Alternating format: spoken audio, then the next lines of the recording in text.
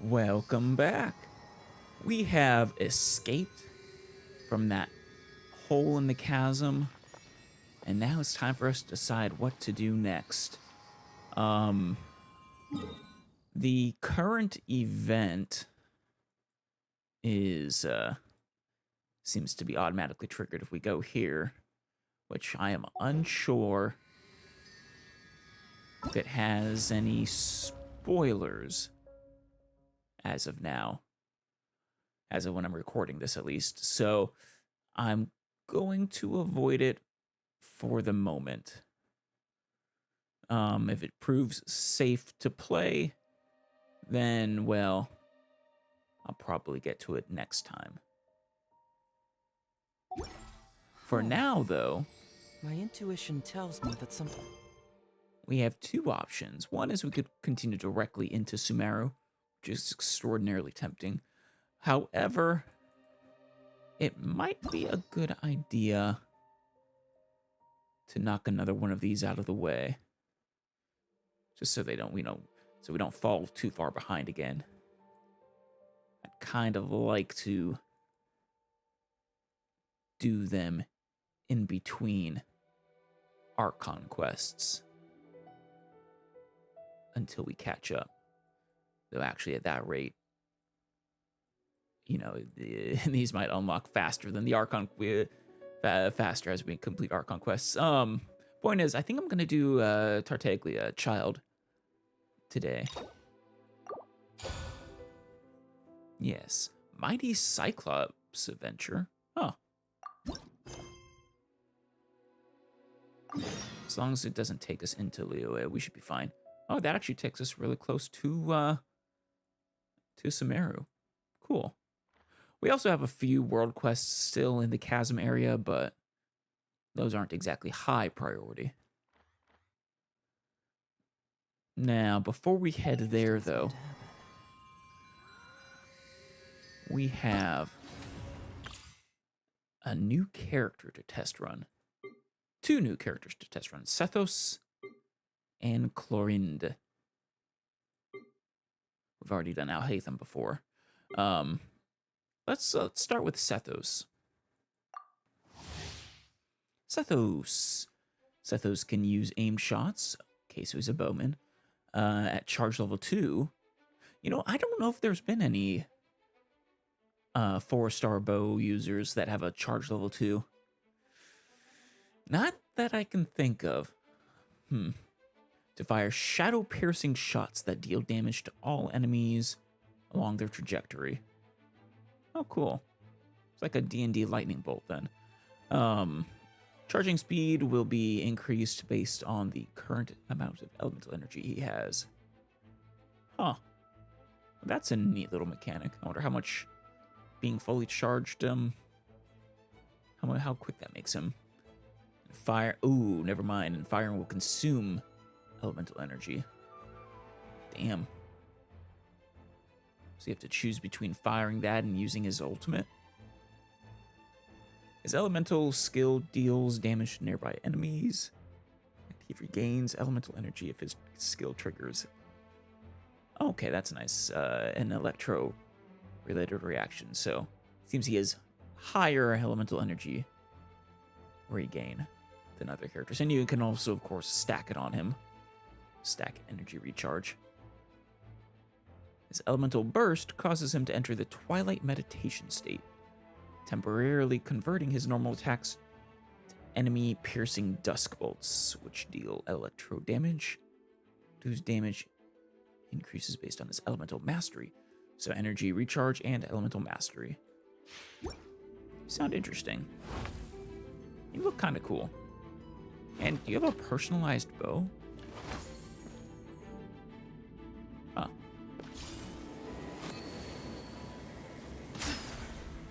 He doesn't have any right now. Okay, that's fine. So when he has no recharge or elemental energy, it takes a while to get to charge level 2. But it looks nice. All right. What do we got here? Temple of Silence Azir. Burdened with secrets, he comes from the sands. Got a canteen. come from the sands, of course. Of course, if you come from the desert, you're gonna burn your ankles like that, but yeah, no, maybe this is a Sumeru forged weapon, but it looks really matches his scheme very well.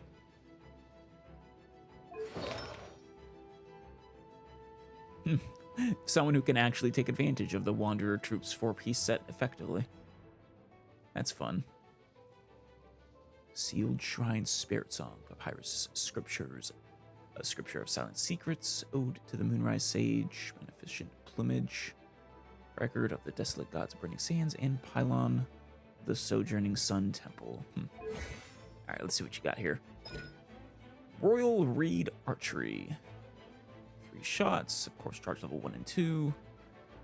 And that one's a Shadow Piercing. After it's fully charged, he can't move around. Interesting. Of course, that one is quite a, well, yeah, quite a bit stronger.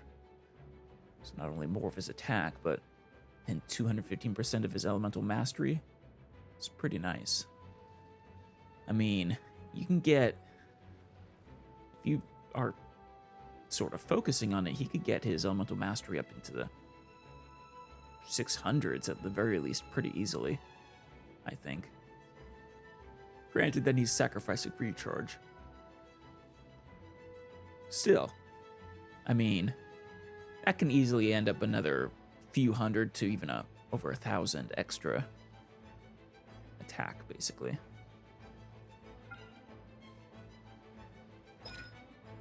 Ancient Rite, the Thundering Sands.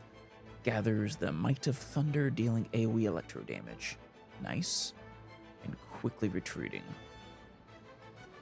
If this attack triggers Electro Charged, Superconduct, Overloaded Quicken, Aggravate, Hyperbloom, or Electro Swirl, Sethos recovers a certain amount of elemental energy. Right. The God indwelt priest, the Magi who turned pits to springs, the singers of the Sea of Sands still spread their stories. The God indwelt priest. Like a priest that contains a god? Interesting. But I know those are not legends, for they are our ancestors. Nice. 12 energy recharge. Or energy regeneration. Every single time. And if that is affected by the energy recharge rate, I mean, so that could easily get up to 18, 20, maybe even 30. And a really short cooldown too, which is really nice.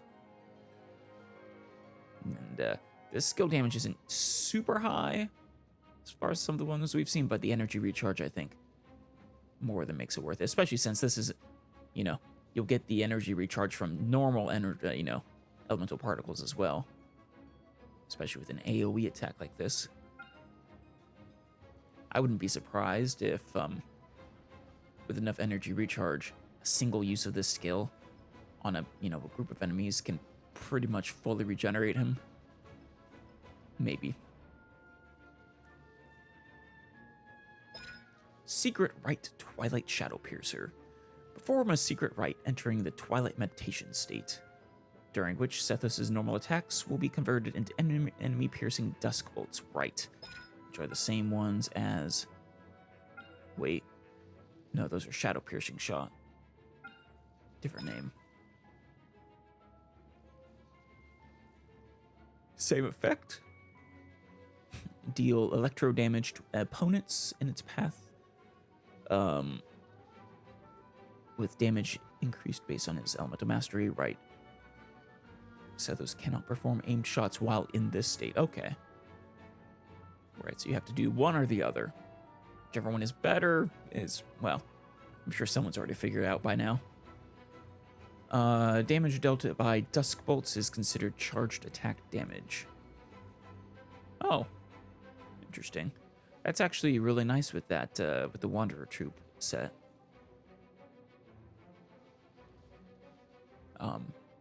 This effect will be canceled when Sethos leaves the field, though. That's less good, but, well, no different than, say, Sino in his enhanced state. This means you need off-field,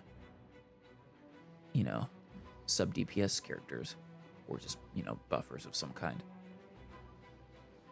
Off-field buffers. The archives of the Temple of Silence preserve many tomes left behind by Octamoon from the era of King Deshret. Many secret rituals of great power are recorded within, but even among the Temple of Silence, very few could master them. I wonder if the Temple of Silence is like sworn to secrecy or silence or something. You would think, just with the name. Ooh, wow, this one is actually completely dependent on...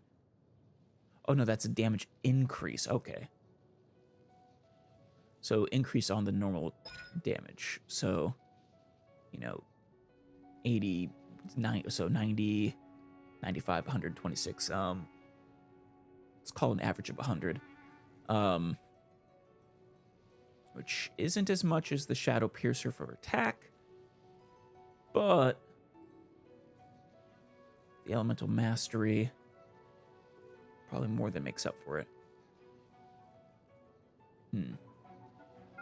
Which one is better to focus on, I think, depends on how his Elemental Mastery, well, obviously, how his Elemental Mastery compares to his attack. Because one is a percent gain. The other is not. Granted, he's going to do a lot of reactions, so the Elemental Mastery is even better. So, on other hands, yeah, actually, you just want to completely focus on Elemental Mastery, which probably ends up making it so you can practically ignore attack. Though, as a substat, a low priority substat, it's probably fine. Very good low energy cost, that's nice too. And cooldown's not terrible. Lasts for 8 seconds. So 8 seconds on, then another 7 seconds to go through your rotation and set everything else up. Fair enough. When aiming, Black Kite's Enigma. When aiming, the charging time is decreased by 0.285 seconds based on each point of Sethos' current elemental energy. Okay. Charging time can be reduced to a minimum of 0.3 seconds. That's a pretty fast charge time through this method, and a maximum of 20 energy can be tallied. Okay, so 20 energy reduces it to 0.3 seconds, presumably.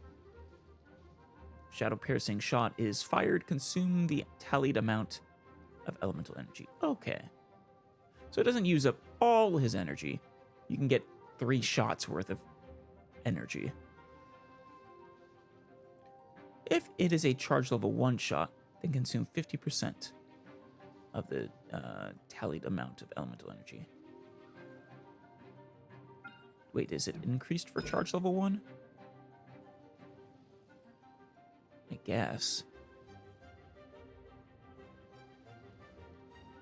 I mean, that's nothing special. That's just a normal charged attack. It's not getting any real benefit. It'd be crazy to not go for the Shadow Piercer.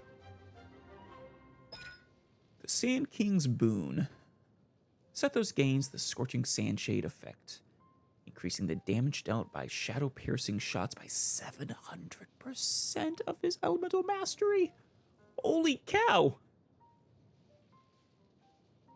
Jeez. That's this one, right? Yeah. I don't think, even though it's called Twilight Shadow Piercer, I don't think this one is the same thing. So it doesn't actually help him with the ultimate. Yeah, no, if that's the case, then I can't ever see wanting to use the ultimate instead, right? Well, let's keep reading. The Scorching Sandshade effect will be canceled when any of the following conditions are met. 5 seconds after a Shadow Piercing shot first hits an opponent. After 4 Shadow Piercing shots strike opponents. And then when a Shadow Piercing shot affected by a Scorching Sandshade first hits an opponent, Sethos will regain Scorching Sandshade after 15 seconds. So you can fire off your 3 really, really fast, or maybe 4, so if you somehow are able to. And then basically just have to wait for the cooldown you would have here. Yeah. Seems his ultimate really, actually, thanks to the Sand King's boon, I think that definitely puts the favor back into using his charge level 2 attack instead of his ultimate. Thoth's Revelation. Displays location of nearby resources unique to Sumeru. Very nice. Okay, so he's got a little bit of energy recharge in there. Probably did do the main stat as, oh no, he also did electro damage. So, and I don't think that crit rate is high enough to account for the main stat on the artifact. Crit damage, maybe. I think almost certainly, though, his at least his sands are elemental mastery. Yeah, sands, attack substat, crit substats, and energy recharge substats. Yeah. All right. Ooh, just straight up crit rate increase. Very nice. His Constellation 2 is also really good. And then when a Shadow Piercing shot or Dusk Bolt strikes 2 or more opponents, all nearby party members gain 80 more elemental mastery. Goes well with him. And finally, after Shadow Piercing shot strikes an opponent, elemental energy consumed by the passive talent Black Kite's Enigma will be returned. Oh, okay, this effect can only be triggered up to once every 15 seconds. But that would get you that 4th shot, though. That explains it. That talent is accounting for his C6, which I figured it had to be one of his constellations that was the reason it said up to 4. Otherwise, I would think it'd be impossible to take advantage of. Well, he seems like actually a pretty good main DPS.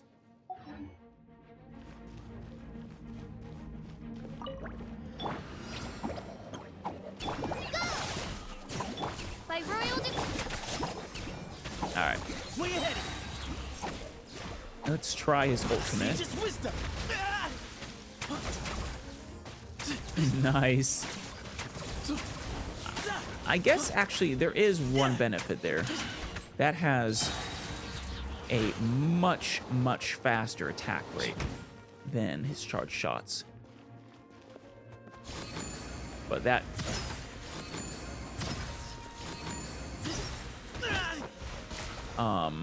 Excuse me?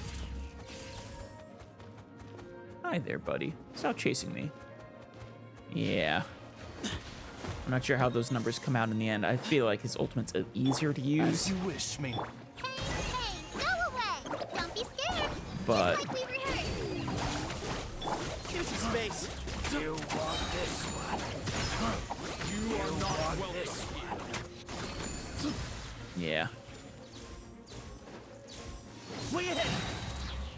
Move or be moved. Definitely easier to use. But he actually doesn't do as much damage as I would have thought.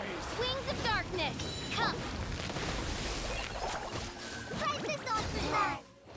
He's, I mean, he's a 4-star, not a 5-star, so that actually kind of makes sense. But, yeah, no, he's got a fun little style. I like it.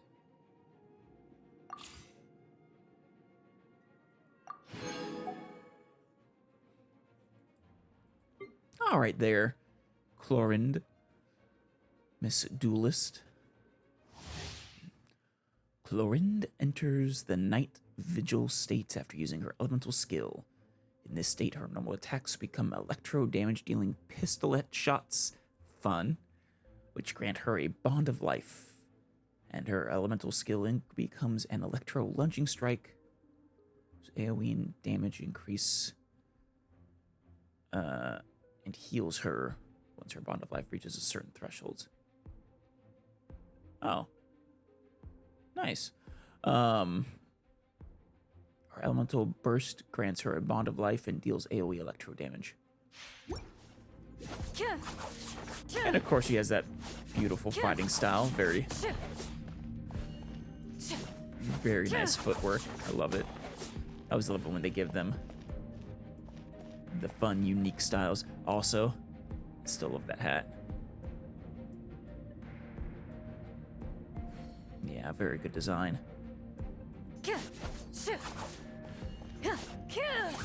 Oh, nice. That's fun. All right, what do we got?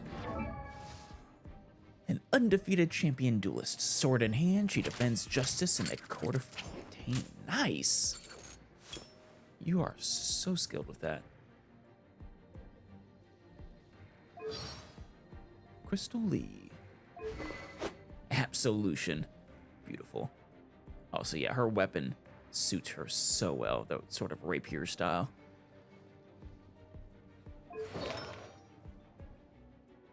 Oh, basic attack percent increasing. Artifact set. Interesting. Oh, bunch of quotes. From this day, I pass the candle shadow veil. Now, as we face the perils of the long night. The long night? What is this? Song of Ice and Fire? I pledge to remember the oath of daylight, to enshrine tears, life, and love, holding dawn's coming as my votive, and so shall I never despair. I actually really like this. This is one actual oath, basically.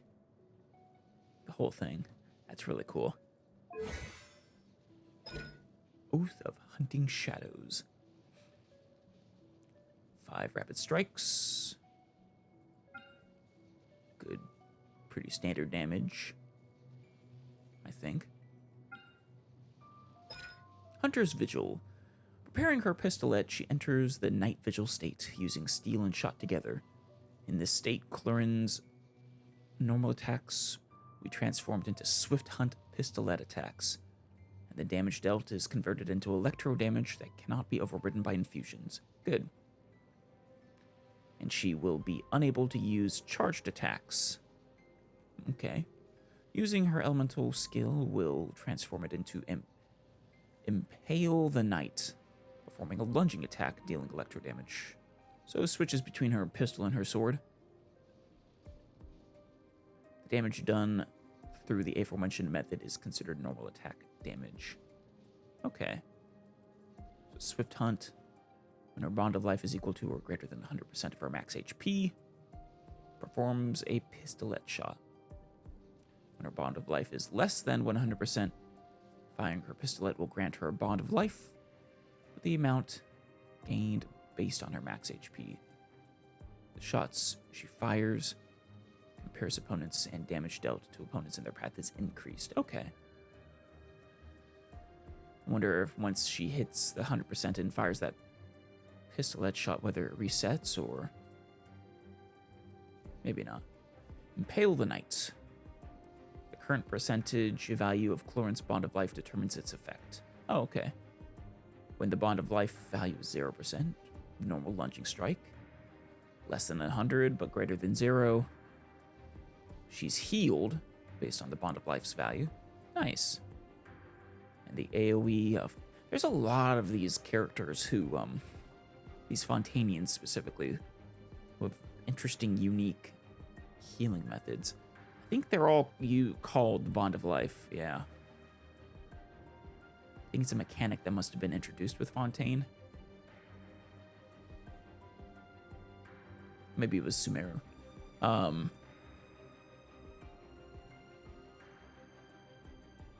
Here we have lunging attack and damage dealt is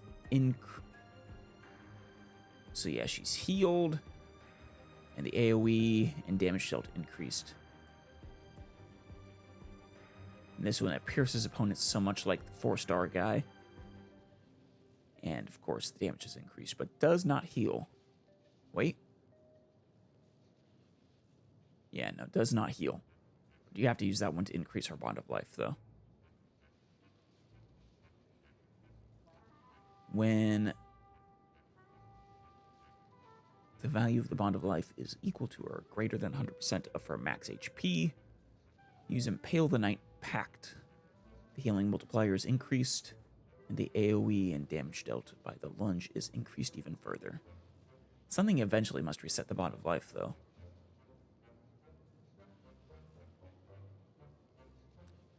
In addition, when Clorinde is in the Night Vigil state, healing effects other than Impale the Knight will not take effect. It will instead be converted into a bond of life that is a percentage of the healing that would have been received. So, it still might be worth it to have a healer on the team. Maybe. Clorinde will exit the Night Vigil state when she leaves the field, of course. And she deals OSHA-aligned electro damage with her arc. Though the evil that lurked in the shadows of the night had been purged across thousands of years, a shadow that the light could not reach clouded human hearts. This feels like it's about Conria.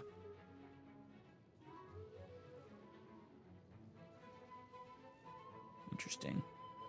Even now, the warning left by the Golden Hunter is etched into her memory. Those of the Night Vigil, carrying aloft lit candles against the blackness, have greater need still to remain vigilant. Be not corrupted by the cold dark. Of course. Swift Hunt damage. Gains 35% with every attack. Nice. Pale the Night damage.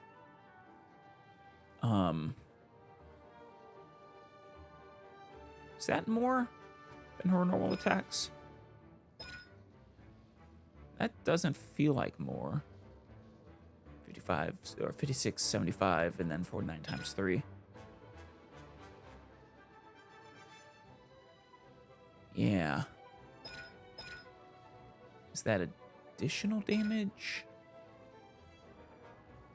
I mean, it's supposed to increase the damage dealt based on her, the bond of life.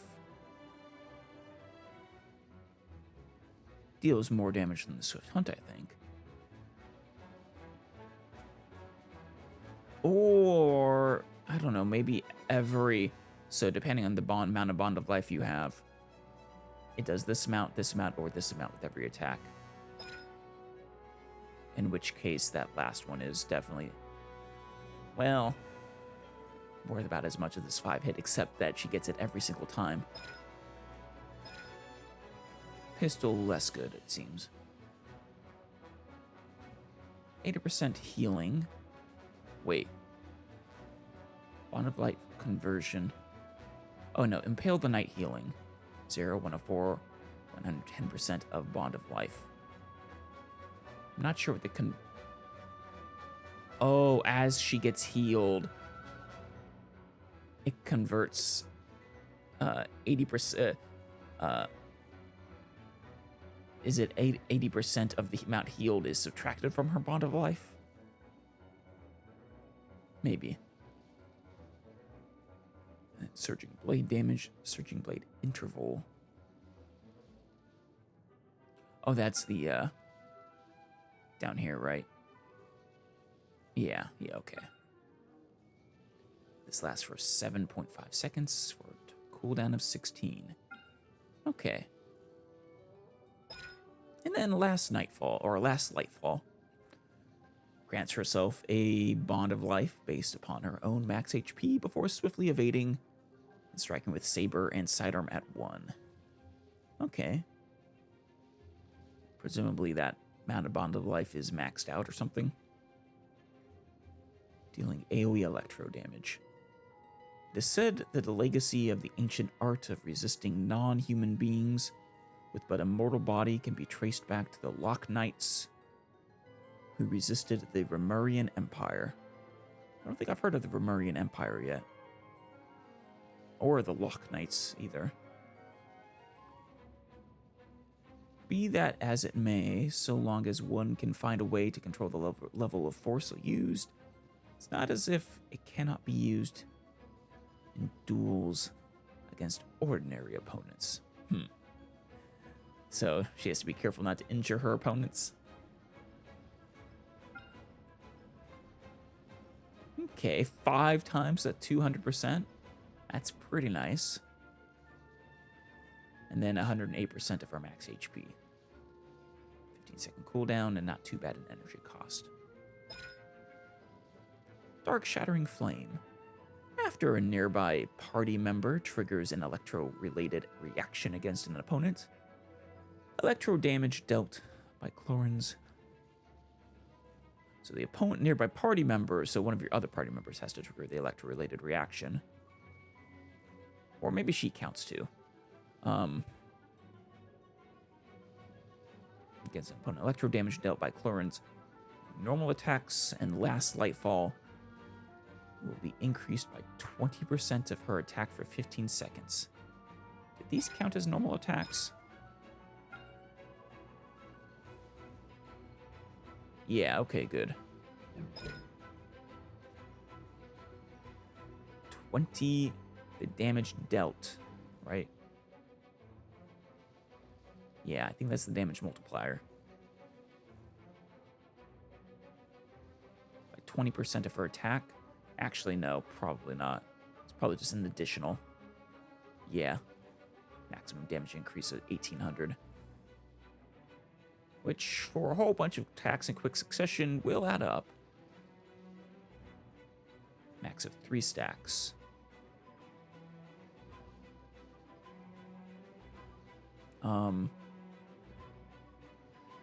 Yeah, for 15 seconds. Presumably, as you get more reactions, it resets the trigger or the stacks. The timer. Doesn't say they're counted. No, each stack is counted independently. Okay.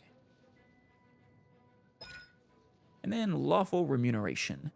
If Clorinde's bond of life is equal to or greater than 100% of her max HP, her crit rate will increase by 10% for 15 seconds whenever her bond of life value increases or decreases. Nice. For up to 2 stacks. Is it just the crit rate? If so, it's definitely better to focus on crit damage for her in her artifacts and weapon. Additionally, Hunter's Vigil, her skill, is buffed. While it is active, the percent of healing converted to Bond of Life increases to 100%. Oh. So whenever she gets healed, you get more Bond of Life. Okay. But something removes Bond of Life, right? And then, of course, Night Vigil's Harvest displays the location of unique resources. All right, well, let's, yeah. Pretty good 2-to-1 crit rate to crit damage to crit rate. I think he did something cool there. Sorry for missing it. Yeah, electro damage. And a little bit of energy recharge. A lot of attack percentage, it looks like. Not much elemental mastery.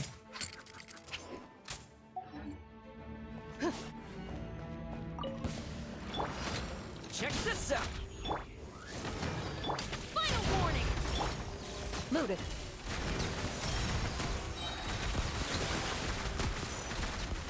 Okay, she attacks really fast there. That's actually really nice. Oh, wow. Okay. That's a good AoE there. Midnight Phantasma!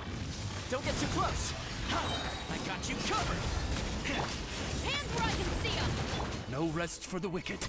Alright, I want to try this again.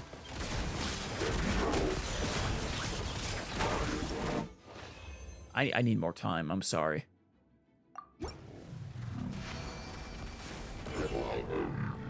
So you have to keep using this skill to attack with that. Fire it up! All right, let's try that again. Into the shadows.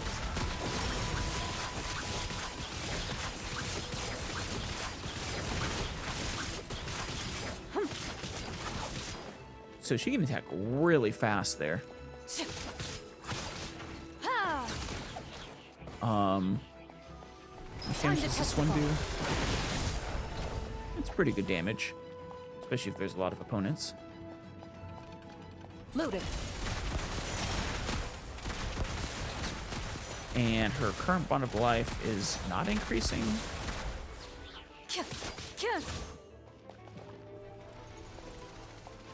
It's that red bar there. Ready. Yeah, I guess that's the maximum. Every time you use that attack, okay. Enough. Don't get too close!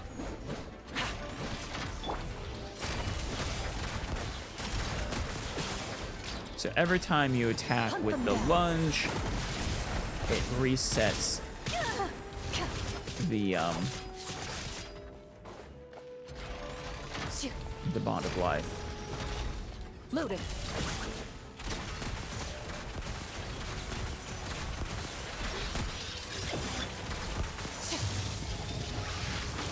Interesting. Check this out!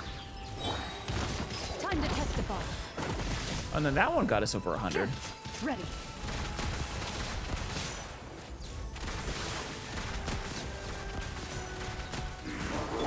Ow, ow, ow! Don't get too close! Hunt them down. Okay, you have to use that, both of them in conjunction. Into the shadows. But that gets rid of 100% of the bond of life.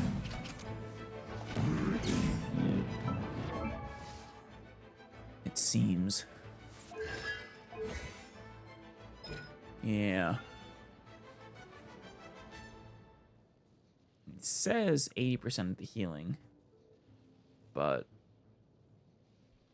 honestly, that was 100%. I think. Maybe I just don't understand how it works well enough yet. I think people have explained it to me a little bit in the past, but not having regular exposure to it just doesn't stick in my mind. At least not yet. Regardless, I think she's actually pretty good. If nothing else, she has a lot of style.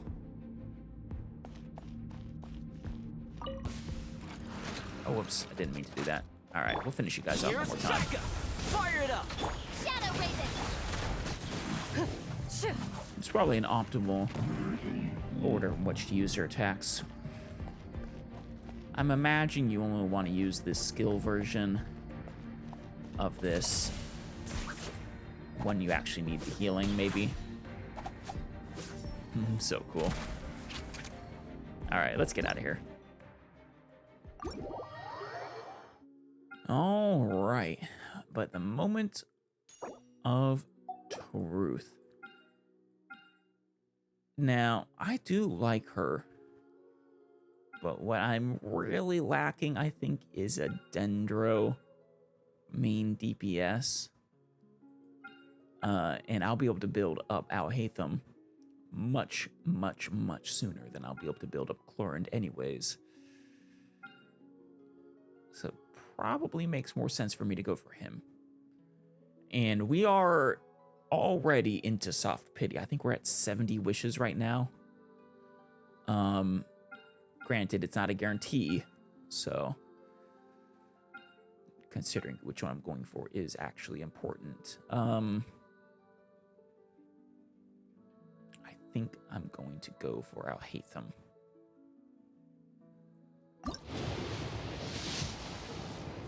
And there's the 5-star, of course. All right, let's see what you got.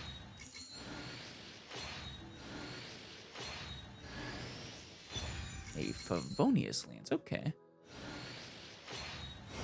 And I'm miHoYo, the Academia Scribe. If you wish to access an archived file, Yes, you please are. submit an application according to the prescribed format. Oh, your form isn't ready? Not to worry. You can come again on the next working day.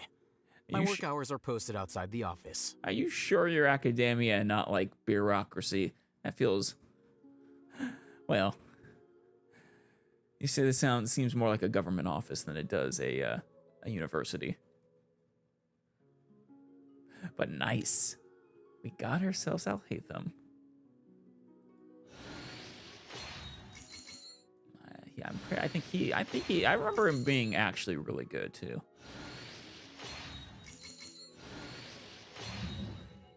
So that's nice. I'm not sure how, I don't remember how far into Sumeru's Archon questline, like which version he was released, but I think we'll be able to use him relatively soon. Didn't get old, was it Sethos? There. Which is a little unfortunate. Do I want you, Toma, or... Benny's already maxed out. How's Toma doing? I haven't built him up yet, at least not fully, but... No, he's maxed out too. Yeah, I think going for more of them will very likely end up in sort of wasted wishes. Chance of me getting the new 4-star. Much less than the chance of me wasting those guaranteed 4 stars on Toma's and Benny's. There he is. Wait. Huh? Yeah. Is that a key? Yeah. Whatever.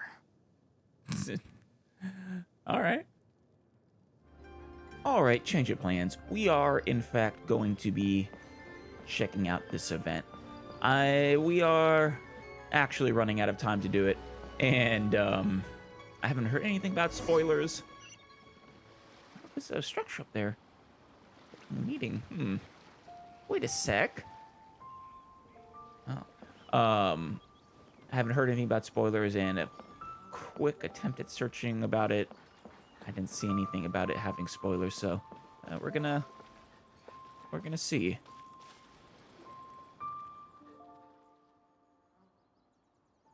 Not voiced. Su Ding, Millith General Staff Member. The chiseled face, as though a classical sculpture come to life, and an unrivaled aura that surpasses common folk. You must be the Commander Alice of whom the rumors speak, no? Am I a commander? I wasn't aware that I had an official, a Knight of Favonius. An official position. Awesome. Your reputation precedes you. I was just thinking of entrusting the Adventurers Guild with sending you a letter, extending an invitation to you to join our meeting, but you somehow seem to have foreseen this. I'm just that good. All according to plan. But yeah, no, Commander. You're being so formal. It feels like you're treating Alice like some kind of super professional warrior? Well, she is quite amazing. Super professional, I don't know. We have fun here. Oh, you have been far more than mere warriors. You have crossed blades with countless monsters and formidable enemies, or formidable foes, during your journey across 5 nations. Wow, 5 nations, yeah. And your exploits have been painstakingly recorded and repeatedly analyzed by the armed forces of each nation. Whether the Knights of Favonius, Millilith, Shogunate Samurai, Corps of 30, or Mason Guardianage, each and every one of the armed services has given nothing but the very highest of marks to your combat abilities and stratagems. I may or may not have aped some of those stratagems from Kokomi, but I'll take credit, sure. So the Corps of 30 is what Sumeru's is going to be called. The Maison Guardianage, or however you would say it. Cool. Alice has the capability to lead from the front or command from the rear. If possible, active cooperation must be established with her. Who's that from?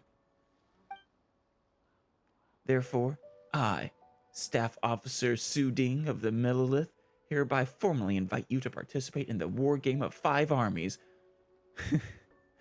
Man, what are you wargaming for? And assume the post of senior consultant therein. What say you to this proposal? Are we preparing for a war, or is this just a, you know, like, are all 5 nations allied? The remuneration package for senior consultants is quite considerable. Oh yeah, a lot of primo gems and a crown. I'll take it. And their total daily compensation for the duration of the event will be on par with that of a Millilith sergeant. Maybe the Millilith pays their sergeants good, I don't know, but that's, for a senior consultant, that seems a little low, actually. That's the Millilith for you. Straight to the point. Sergeant's pay, eh? Now that sounds tempting. But maybe he means like a, you know, a high-ranking sergeant, like a master sergeant or something. They're talking E8 or E9 at least. But we still don't know what the deal is. Yeah, we don't know anything. Well, I know a little about wargaming. We don't know what the deal is. Do not be concerned about that. I shall now present a detailed introduction of the event for your benefit. As you have seen, large numbers of monsters still roam the wilderness of Teyvat, and they cannot be eradicated in any sort of short time frame. Oh, so we're going to war with monsters. Not the Hilichurls. I feel too bad for. I can't. I'm sorry. I kind of want to not hurt them anymore. In order to effectively deal with the monster threat, the armed services of our neighboring nations are compiling intel regarding commonly encountered monsters, seeking to analyze the threat they pose and share knowledge amongst ourselves.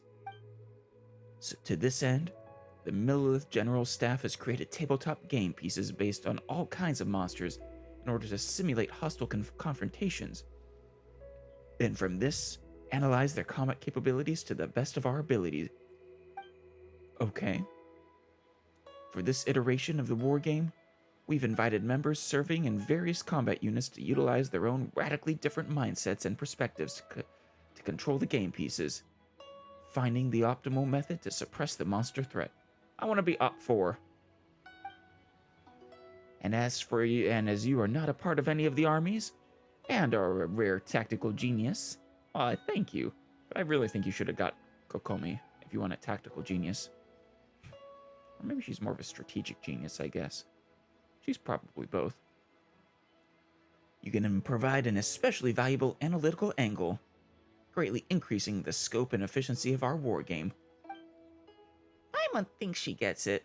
So, you guys are having a meeting to discuss the most convenient and safest way to deal with monsters? Sounds like it. Now you're talking Paimon's language. After all, we've got first-hand experience dealing with dangerous baddies from all over. And we've also played lots of chess-like board games before. Wait, we've played chess-like board games? When, Paimon? Have I been missing out? I love chess.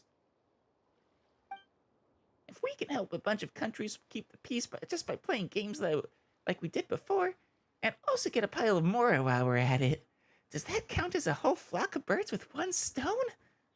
Casually scheme some more, save the day. Looks like this time I might want to take things a bit more seriously. Well, maybe. But as long as we rake in the juicy, shiny Mora and Primogems.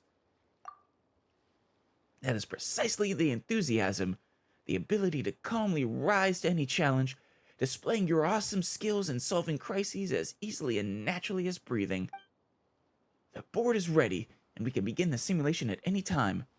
Let us witness the unique strategic prowess possessed only by a genius commander such as yourself.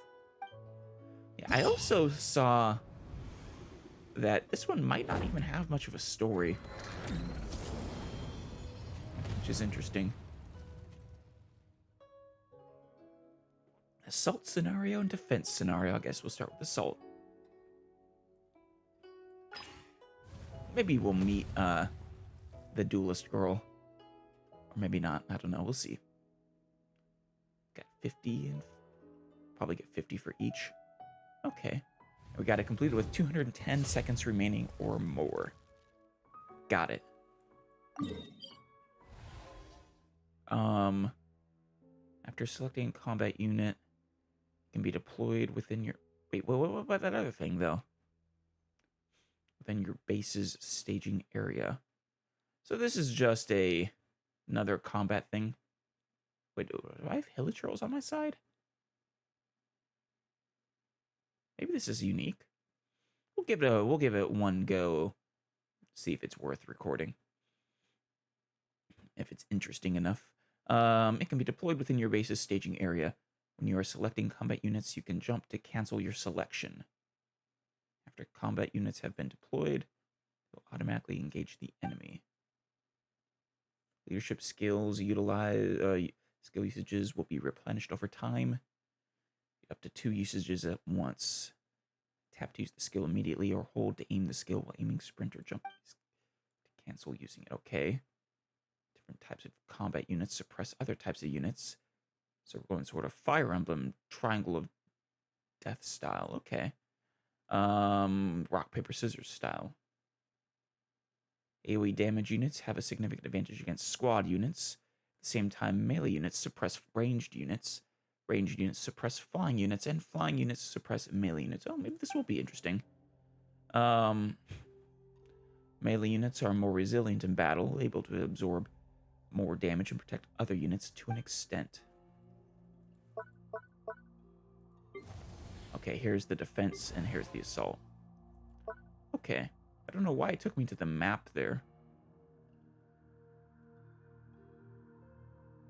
Any unit that sets foot on the battlefield must have a weakness. Correctly ascertaining the opponent's weaknesses and striking them is a basic principle of the effective use of one's own power.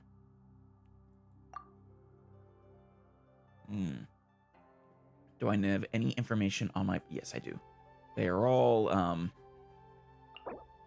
team. Team are weak against...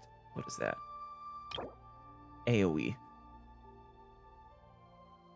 Well, I guess I have to have both. Nope. No fault in, no point in not taking everyone, right? Oh, I can do that from here. So, the Aramite Sunfrost cannot target flying. There's no flying here, though. Standard frontline melee unit concentrates power into dual blades, dealing AoE cryo. Ranged. Throws reagent bottles, right. I hate those. When a ground opponent is hit, burning zone will be left. I wonder if we can do reactions. Immune to electro. Which is nice. There's 3 electro there.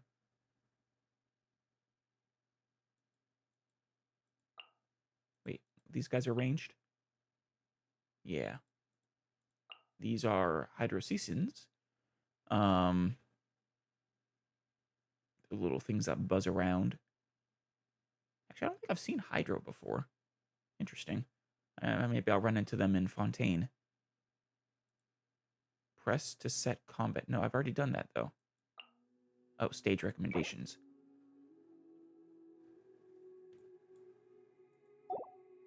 That's what it's trying to get me to see. Okay, yeah, I mean, you didn't give me enough to really choose. To pick and choose. Only one. We get Sweeping Whirlwind. The wild winds converge, drawing in opponents within a certain radius for 6 seconds and dealing animo damage. 4 to 5 second cooldown. 2 initial usages. Oh, this is the intel on all our unit types. Okay, could have gone here. Frontline building. So we have our home base. Is the object we must protect. Support beacons. In defense scenarios, defeated enemies may drop support beacons. After picking up support beacons, you can deploy new units. Now we're going to be trying to destroy this, I think. Stronghold mechanism. Cryo. Shoots icicles. Deal. Okay. And then AoE. Am I able to use those? No, not right now. Am I? No, okay.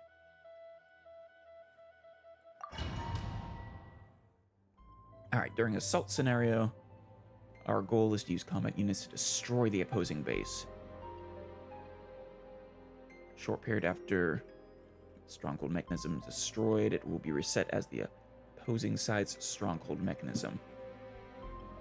Units can be deployed near your own stronghold mechanisms. Okay.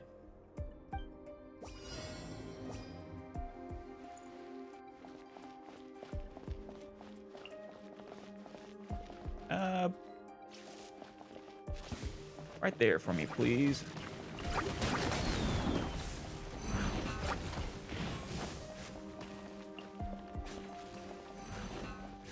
Can I not place it? Oh, I have to place it in my own zone, I see.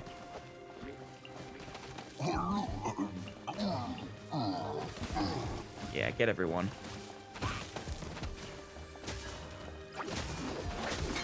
Let's end this now.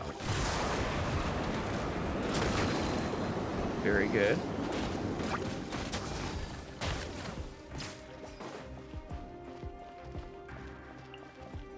We'll meet again. Excellent. So we captured this, which allows us to place troops closer.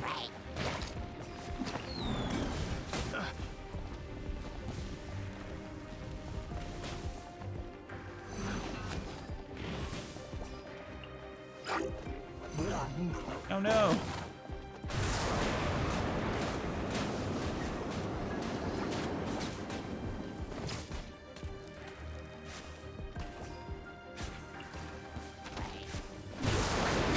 Let's end this now. Yeah. Go and get him. Aramite.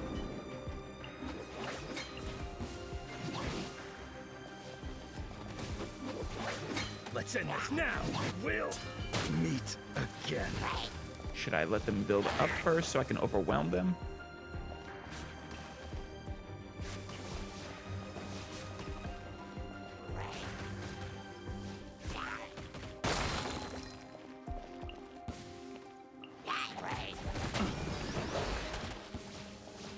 Oh, damn. They destroyed us.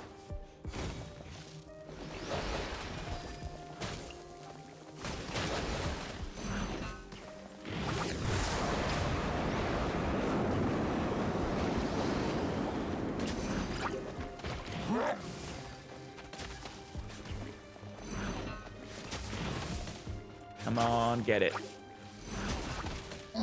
You guys are immune to those guys, at least.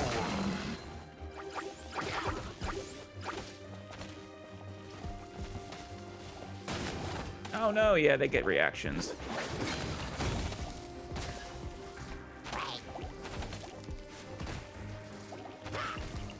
We'll meet Come on. again.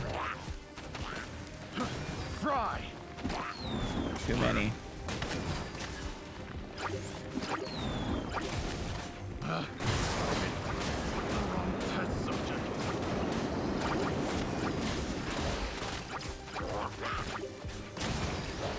Yeah, that thing is a pain in my ass. No.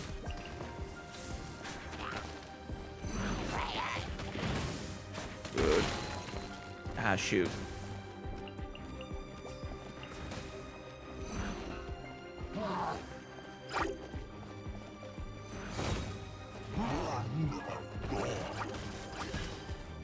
Come on. That thing is weakening.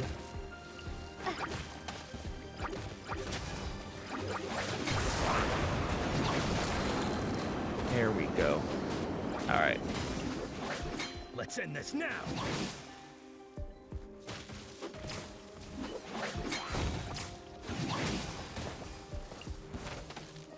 There we go. Yeah. Overwhelm it. Get him, get him, get him. Nice. That was with... Okay, I think I understand the I understand it a little better now. I probably need to actually get 3 stars in order to get the crown, don't I? Gonna do it one more time really quick. Again. Almost. There we go. Yeah, I gotta overwhelm them fast. I was sort of delayed in deploying overwhelming force to progress to the middle as quickly as possible last time. Alright. Stage 1 complete. Outflank and encircle. Even if you possess an overwhelming advantage in strength, frontal assaults should still be avoided in favor of attacking the flanks as much as possible. This is a necessary condition for securing swift victory and reducing your losses. Okay.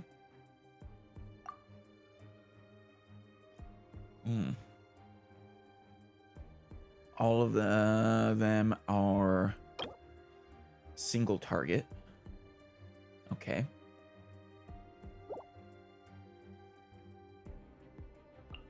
What do I got? Okay, I actually have choice now. So these ones are recommended, of course, because they're good against them. Immune to pyro. That's at least immune to 2 of them. Weak to those ones, though. That's another thing I should select. Type advantage, probably. And then, I mean, I should definitely go for teams. But which? Alright, that's our team. Let's see. Sweeping Whirlwind. Or Blazing Breakthrough. Flames that deal pyro damage to opponents and lower their defense. Ooh, that would be good against some of these guys, I think. Yeah. While their attacks are ferocious, they are fragile. Electroseason.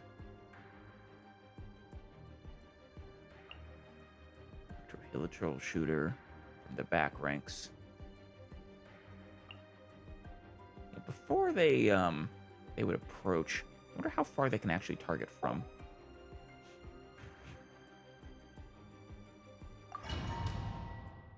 I'll have to try that. When there are only units from a single faction nearby, the stronghold flag will be captured by the faction after a certain period. That reminds me of old school, what was it, Battlefront 2, not the EA version. The faction controlling the flag gains deployable units 25%. Ooh, need that. It really is just like that old school Battlefront game. When you control the flag, you can deploy units nearby, of course.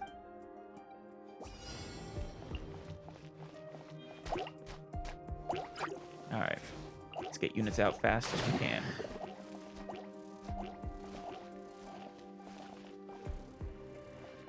Hey, don't shoot us. Good.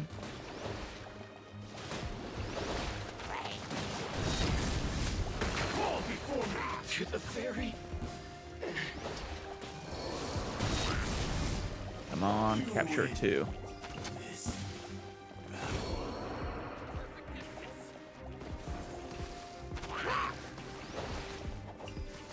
Yeah, this is overwhelming them. Hard. Damn. Finally, Yeah, no, they didn't stand a chance. I feel kind of bad.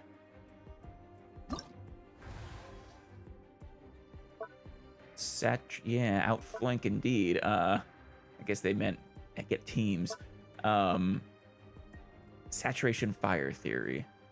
Facing saturation fire and other suppressive attacks is an extremely difficult challenge to overcome.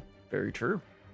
And for any kind of offensive operation, it would be wise to disperse your units appropriately when deploying them to avoid catastrophic losses. That's going to be AoE, isn't it? Following contact with the enemy. There's going to be a barrier in between, and I actually control 2 immediately. Or no, yeah. Yep. Though they have something new, actually. Siege. Siege unit with strong staying power that will only attack stronghold mechanisms, not attack any other enemy combat units. Oh, okay. Well, I kind of appreciate that, but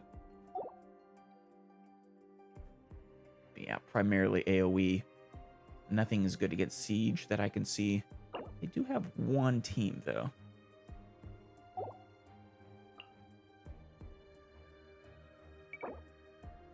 Oh yeah, I want single target.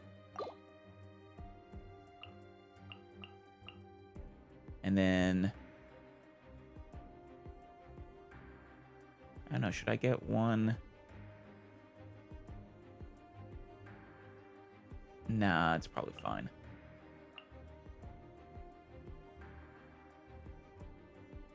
The single team is probably not going to make a huge difference. It only was like that for me because I just completely overwhelmed them with a swarm of teams. All right, Momentous Wave. Attack your opponents with billowing waves, dealing AoE hydro damage and causing nearby allied units to recover health over the next 2.5 seconds. Oh. Well, that's useful. Deploy freely. Oh, nice. Oh, Hydro Mimics can also be deployed freely. Of course, I can't deploy a Ruin Guard just yet. Any other deploy freelies? No. Fair enough. Oh, new frontline buildings too.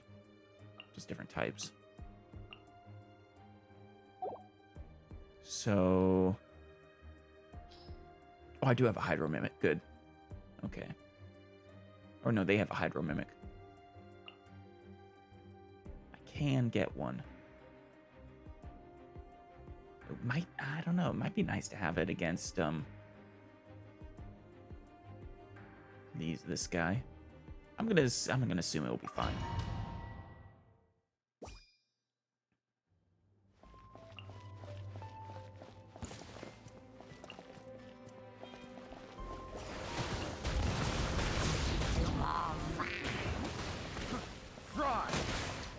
Hell yeah. Okay, we can go. This isn't a barrier. Good. Before me. The perfect distance. Come on, finish it. Make this ours.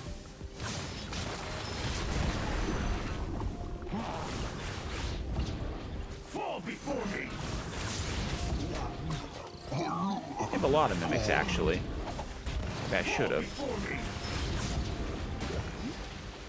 Going somewhere? Cut down. Like this. Shoot. The perfect distance. This will do. Oh, maybe we got it. I just need to heal them, right? To the very...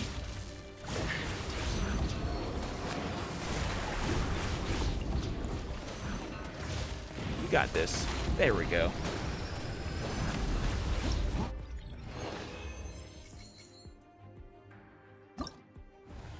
All right. Contested river crossing. Make full use of environmental factors to limit the enemy's mobility or force them into disadvantageous positions in consolidated dominant position. Okay. Rivers, which are quite commonplace, are one such factor that can be exploited. What are we gonna see? Oh.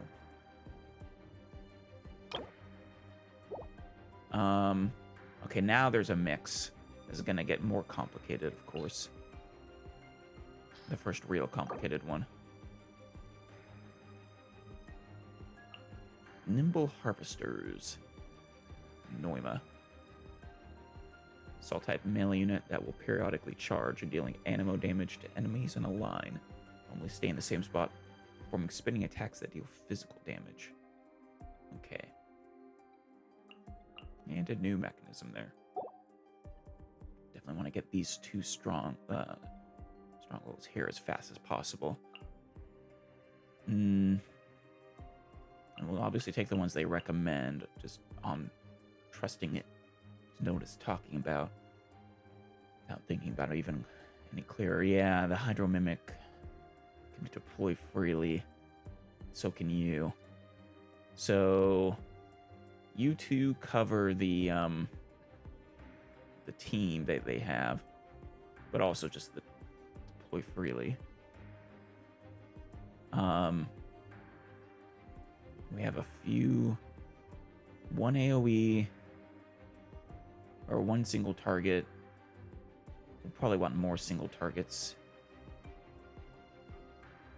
and more teams, actually. We got one team and one single target. We'll probably want one more each, at least. I mean, we have two of the AoEs to deal with just that single one, but I'm willing to accept that just because of the deploy freely.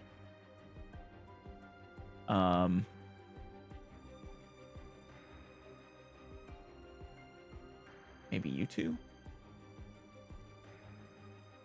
You ranged? Yeah. Wait, but cannot target flying. That's silly. Okay, you guys have long cooldowns, though. You can target flying. That'll have to do. Wait, no. We wanted a team. Well, I can take a siege now. Yeah, I'll take a siege. And then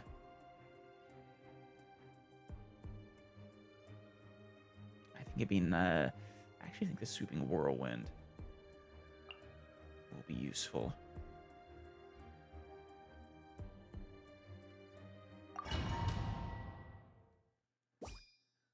Okay.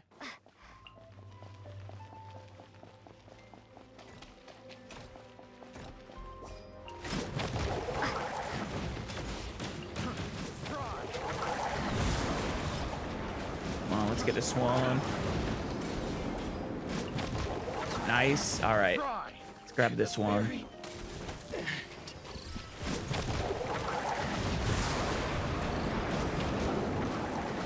Ah, shoot. I guess I don't count for here.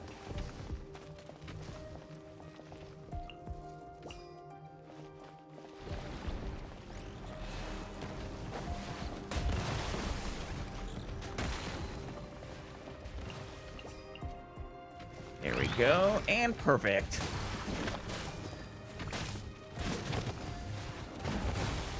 Excellent. Overwhelm.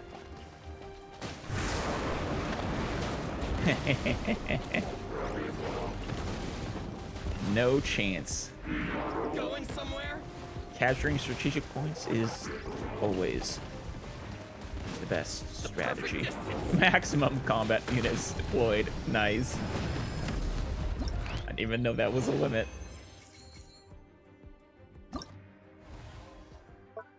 Maneuver, maneuver, and more maneuver. When attacking an enemy force with an advantage, I didn't actually take advantage of the river there. I just focused on capturing the strategic points. When attacking an enemy force with an advantage in speed, you should force them to stay on the move and restrict their freedom of movement, preventing yourself from being trapped in a disadvantageous position. Oh, damn it. Yeah, it's a good advantage for them.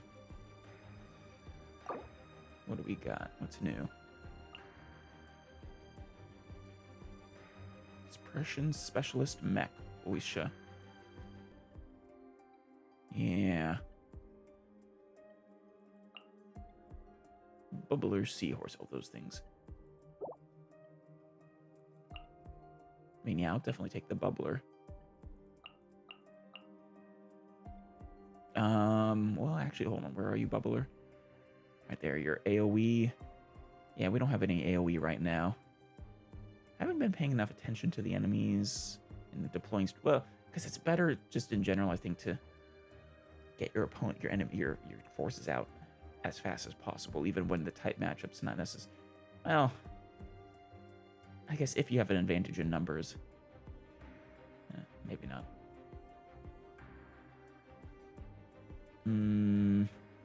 Let's get the deploy freely. Yeah. Oh, yeah, right. Ooh. This will keep them in one spot.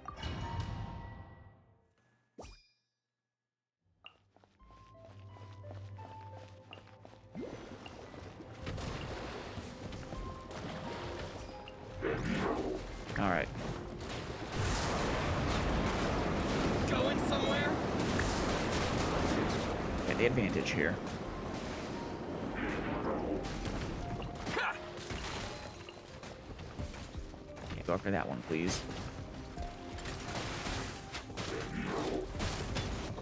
Slow down their deployments. Oh no, he's going down. Damn. Well, you did your job, though. Good job, mech. Guard. Excellent. The perfect distance. Oh, another. If we get one more mech out, they're done. Well, they are done, regardless.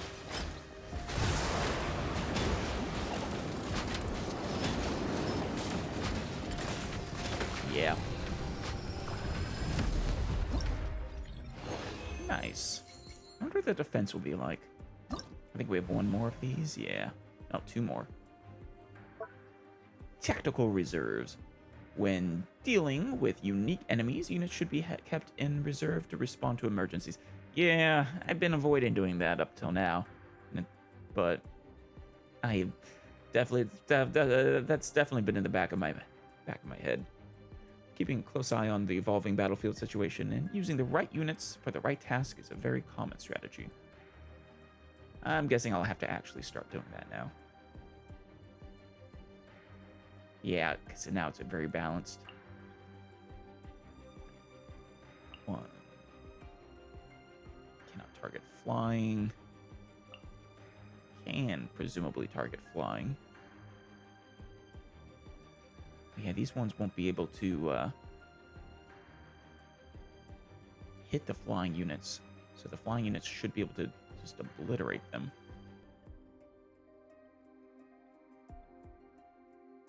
We'll take that team, because they're also...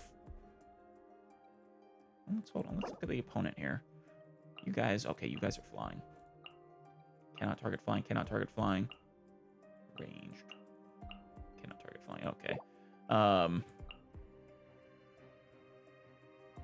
So we have one team. For the other team, needs to be a flying, able to target flying.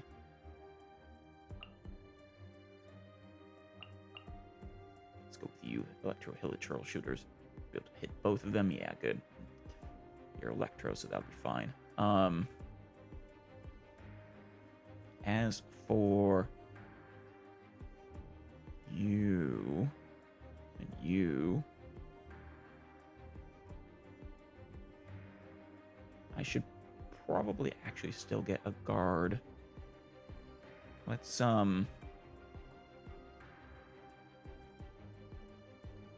want one single target. Can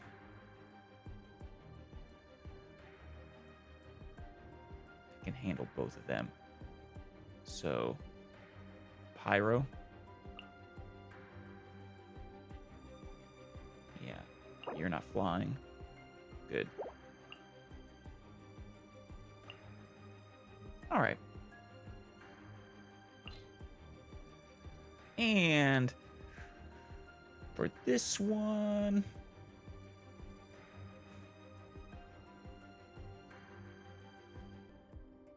I don't know. I think I'll go with the Sweeping Whirlwind again. I like that one.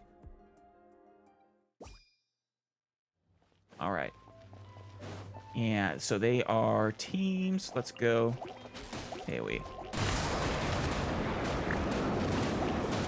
Right there. Nice work, you guys.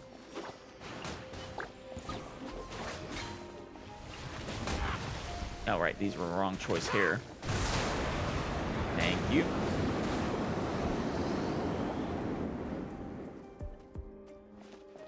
Yeah. It still actually is better to get them out as fast as possible, but I think just Let's end this now. well, to a degree. Don't just throw units that are weak against certain types. Just for the hell of it, but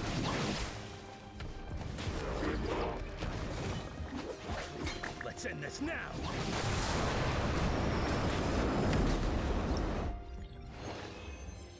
there we go. One more. Crafty enemies may respond to your attacks with counterattacks. Your allies that have penetrated deep into enemy lines may find themselves surrounded. At such times, you must decide on the proper ratio of force. Choose the most important axis of attack. First putting pressure on their wings, and then causing their entire pincer counterattack to collapse in on itself. Damn.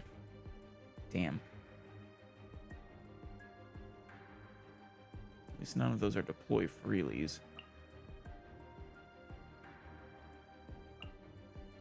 I think I agree with taking at least 3 of these guys. Then I think I definitely want you. You I can just deploy on that hill chart wherever it pops up. And then, did I have a team version that's deploy freely? Yeah. No, I did not. I don't think so.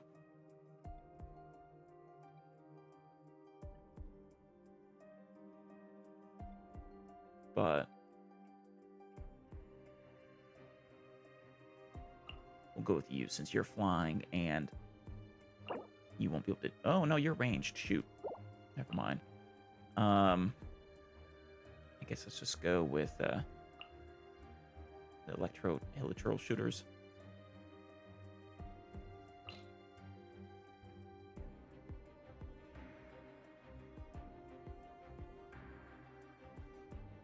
think I'm gonna go with a momentous wave.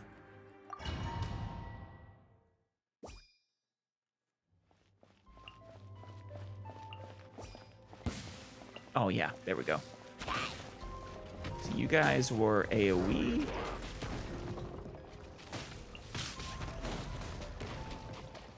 Get him.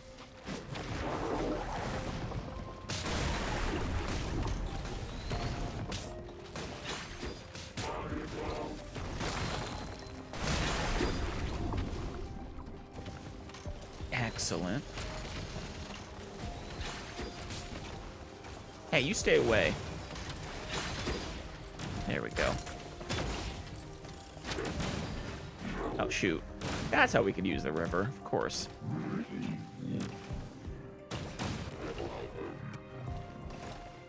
But we're doing fine. Kinda.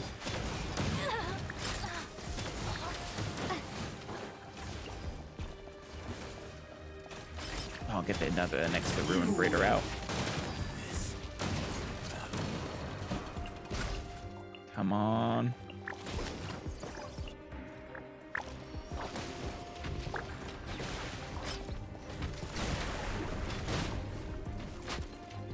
Alright, we'll flank you. Let's end this now. Let's end this now. Let's end this now. God damn it. So close there.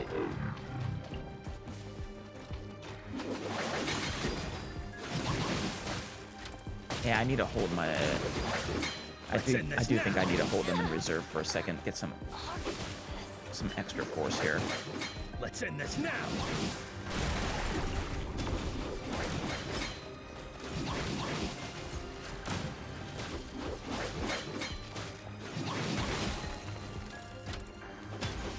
We'll meet again. Excellent. This will do!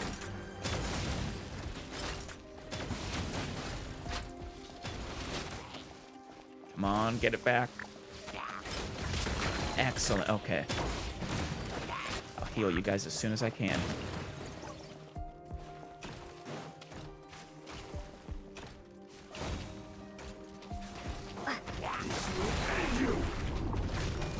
There we go.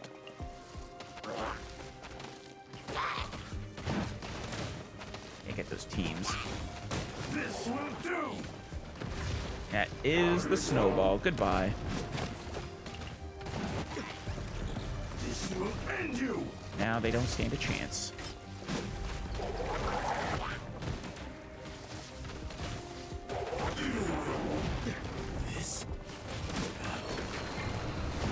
Let's end this now! Excellent. All right. That's all of you guys. Is there still something here? I guess just the rewards. Yeah, can I just claim all? No. All right. Time for the defensive version. Enemies that strike quickly can seize the initiative in choosing where battle will be joined. And this is an area where flying units shine. You should select appropriate units to deploy a defensive line in time to prevent their approach while they're still considerable distance away. Wait, did they call build an AA umbrella? That's great. Oh, this is unique. So wait, what's my my requirement here? Complete it with high defense level. Okay. So I just have to wait out the time then? Oh, there's 3 waves. Okay. So left flank and center, left flank and center, left flank and center. Okay.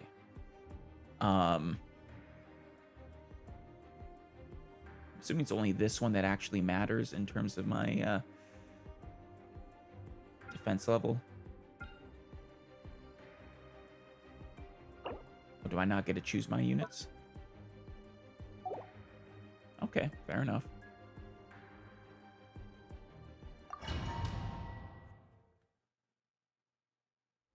Defense scenario consists of 3 rounds. In each round, enemies will attack from different directions. You must protect your own stronghold through the battle, taking in as little damage as possible. After combat units are defeated, they will drop support beacons. They can be used to deploy ally units in frontline buildings. Oh, cool. During defense scenarios, when when deploying combat units, their defensive zones will be visible. Once an opponent enters the zone, the attack unit will lock onto and initiate combat against them. After your combat units are no longer engaged in battle, they will return to the position they were originally deployed to. When deploying, take care to choose appropriately.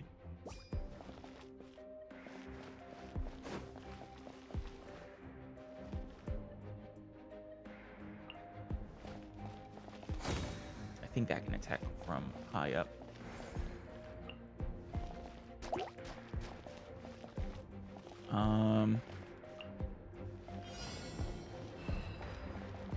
Right here, please.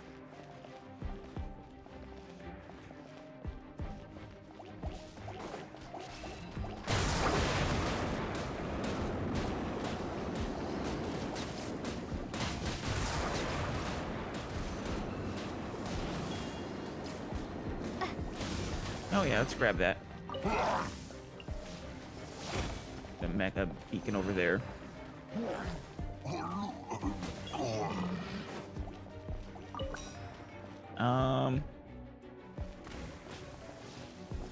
Let's actually hold off on building anything for the moment.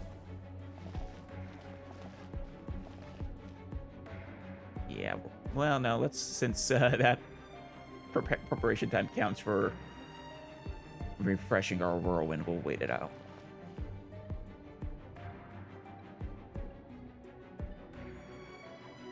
Left flank will probably be fine.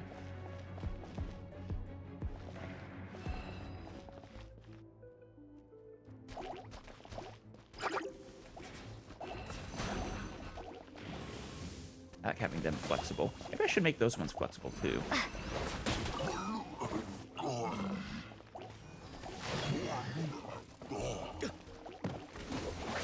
Let's end this now. We'll meet again. Yeah, like that. There we go.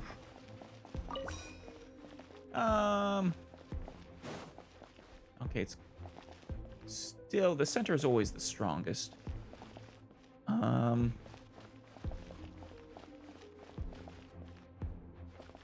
wait, see where they come from first. Yeah, get that initial range, attack it early. Excellent.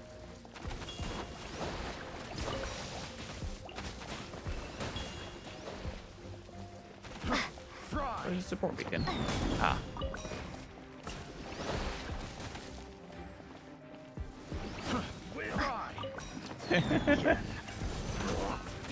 Yeah, sorry, enemies.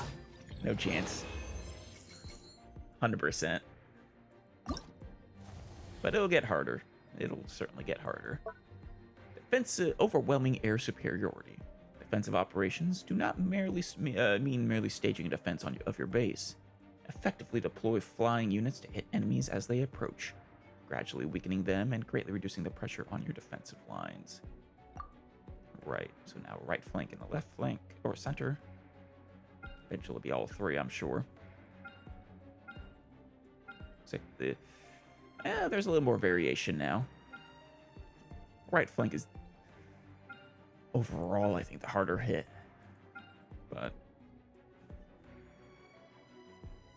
well, I don't have flying units though. Wait, you're flying. Shackling mine will explode, imprisoning one of the opponents hit for a period of time. Be destroyed after it explodes. Oh, cool. Anti-personnel mine. AoE pyro damage to ground enemies. Also destroyed. Okay. Oh yeah, you're also ranged, but you're flying. Okay.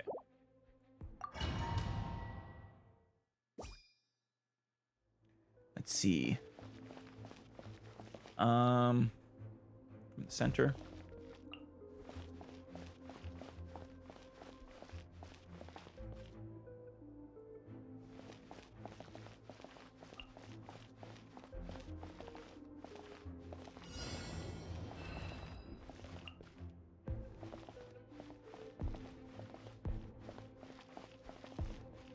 Put you there.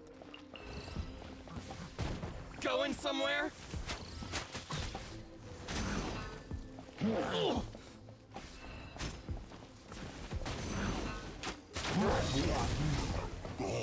Should have used that immediately. There we go.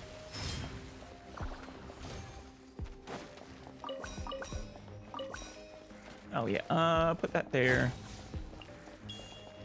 Put you there. Put that there.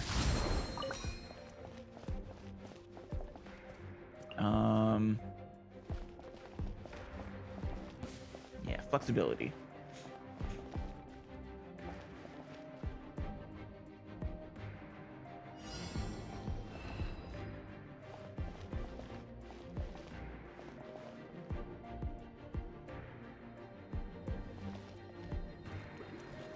The perfect distance. Fall before me. Good. Already have a mine there. Let's put a Going mine somewhere? here. Fall before me. Try. You win.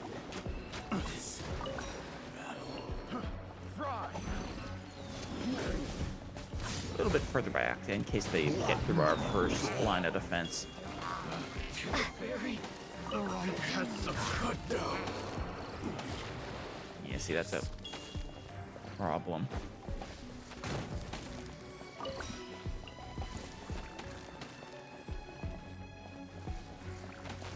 Fall before me. There we go.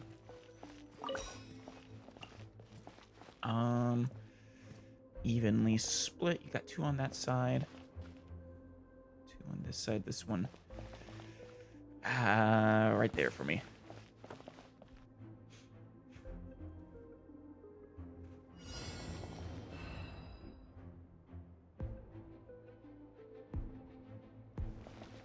Oh, shoot. The perfect going somewhere. I'll need the, this shortly. Before me. The perfect distance. There we go.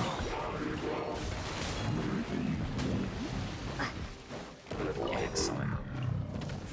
Another one. A lot of Ruin Graders here. Oh, shoot. Oh, okay, this is bad all of a sudden.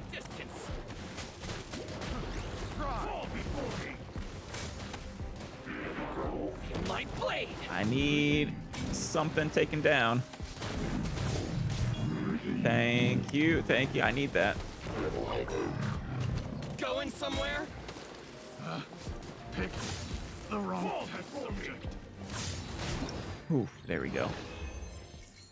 I got a little worrisome. Wait, oh, I just barely made 3 stars. Damn. I think. Does that? Okay, so all of those count as things I need to protect then. Or wait, maybe that was the one I needed to protect. And okay, I just assumed it was the one further back in the center. Force concentration. Deploying your forces uniformly along the defensive line will not produce ideal results. No, it will not. Concentrating your forces based on the threat level posed by the enemy at different points is a far wiser plan. Right and left.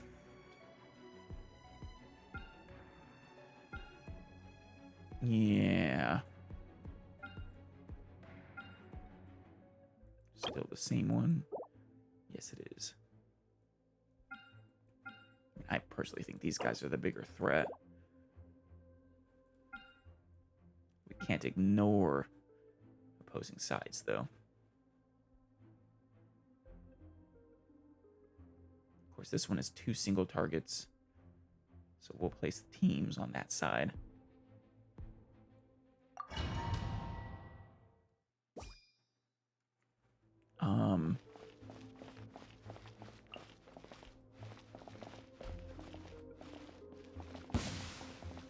One team, 2 team.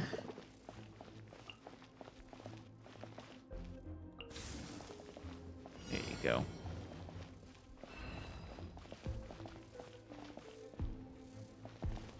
And I think, yeah, I just need to protect these in addition to this. Each of these are probably worth 25%, and then these are worth 50.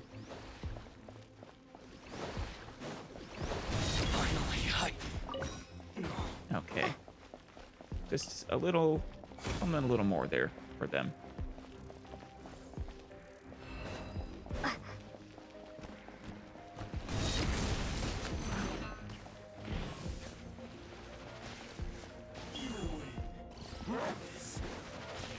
Hey. Am I out of my... You stop that. I guess my team's died.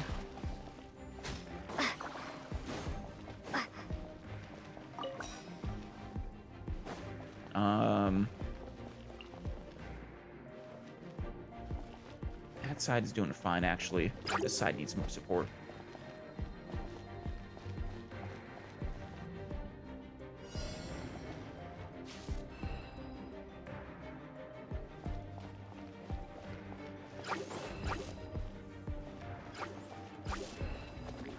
Going somewhere? Ah, shoot. What a waste.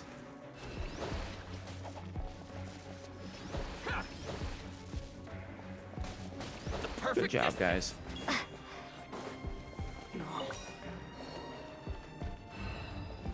Can you not target that thing?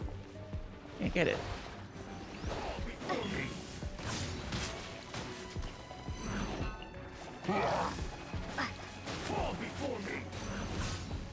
You guys need healing.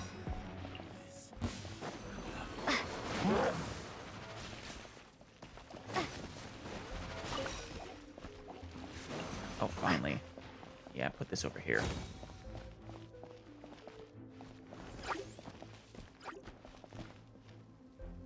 All right. You know what? Screw it.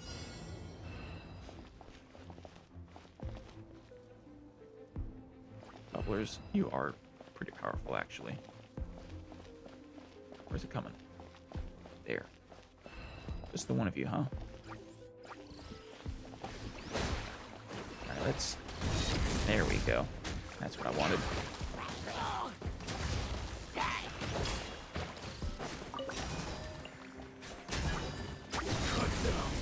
There we go. You guys doing fine? Yeah, you're fine. Fall before me. Where's the beacon? Where's the beacon? Where's the beacon? There it is. Oh, they're immune. You win this battle. At least that one's... They're not immune against.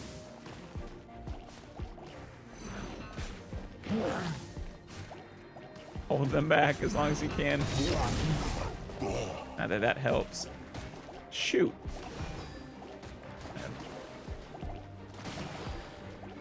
Get him. Get him, get him. You're my only hope. Don't miss. There you go. There. Ooh. 92%. Okay, yeah.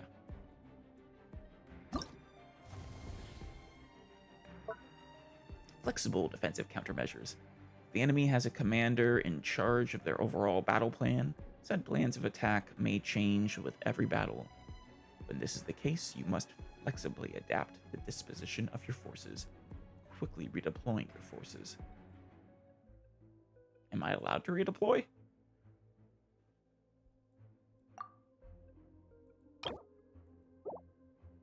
I mean, I don't think I am.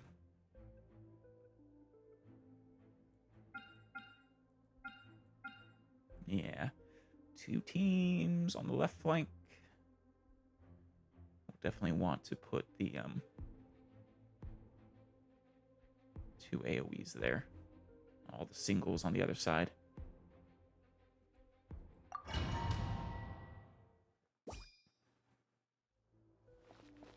Oh, I guess I don't have much choice in the matter.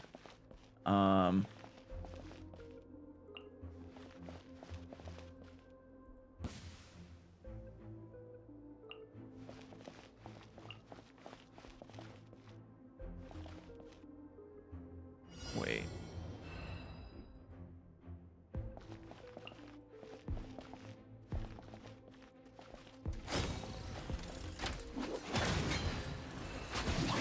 Hope I made the right choice. Did I not have teams? Will Definitely got to keep them healed. again.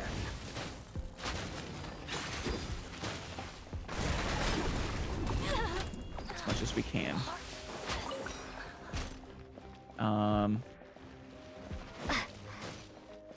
Yeah, let's get some support over here. AoE. That's right. Aw. We want singles over here, teams over here. Actually, you guys are AoE. Yeah.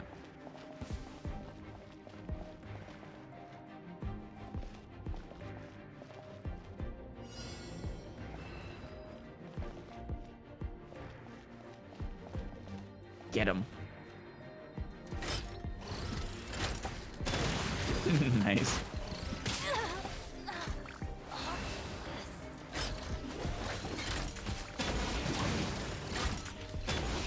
Will meet let's end this now. Will meet again. I like you guys. I'm gonna hold on to you for the moment. I still feel like I need someone for the left flank. Yeah, see.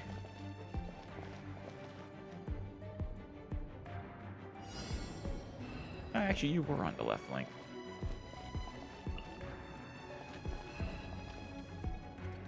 Yeah, get that greater.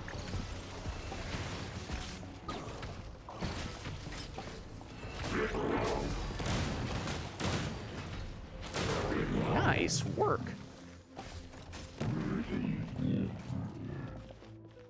No support beacon. a little bit.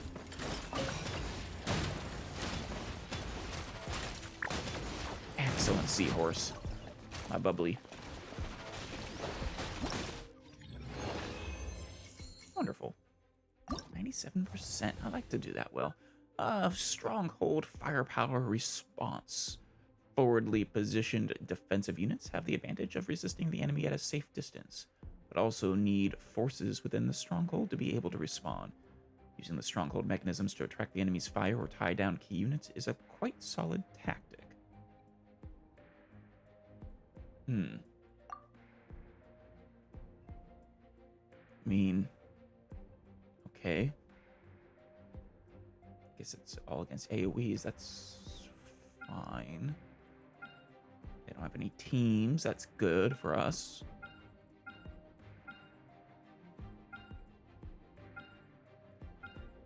It'll only be right flanks that come with the graders, of course. Initially from the center. We use as little firepower there as we can.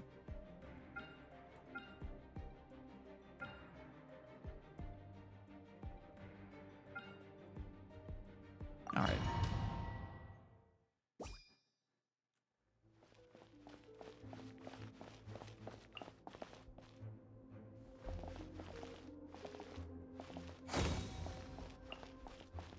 Actually, gonna put the mine over here.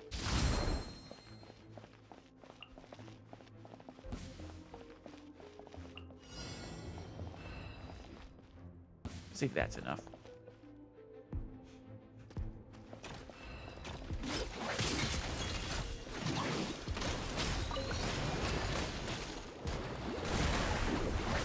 Let's end this now.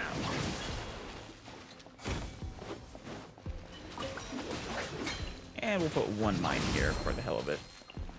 Actually, now I'm thinking I want you.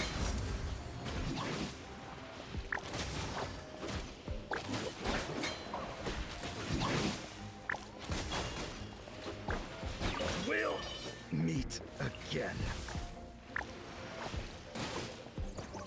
Shoot. Keep you flexible.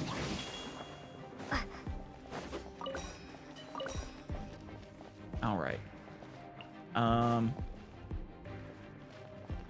Yeah, we're gonna need the support over here.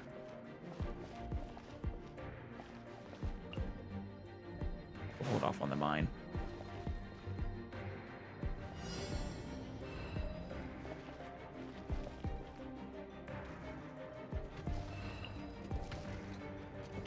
Or not.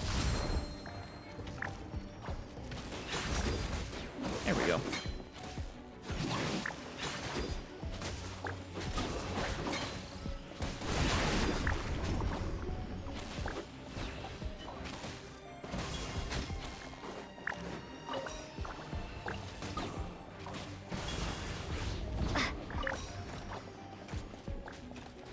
Let's get another mine over here, preparing for the next round.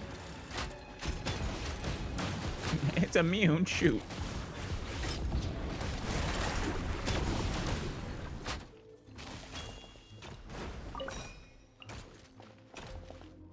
Oh, it actually worked out. Okay.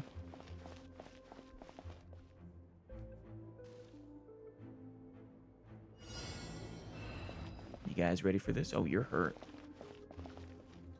I need to heal you. Wait for it to get close to trigger you. All right. There we go. Let's end this now.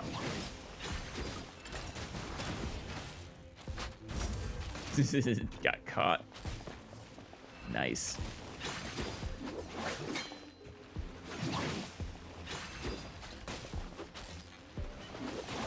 Oh, coming down the center, coming down the right. Shoot. Gonna overwhelm us. We'll meet again.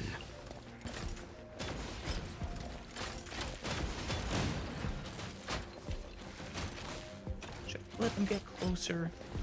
Probably not.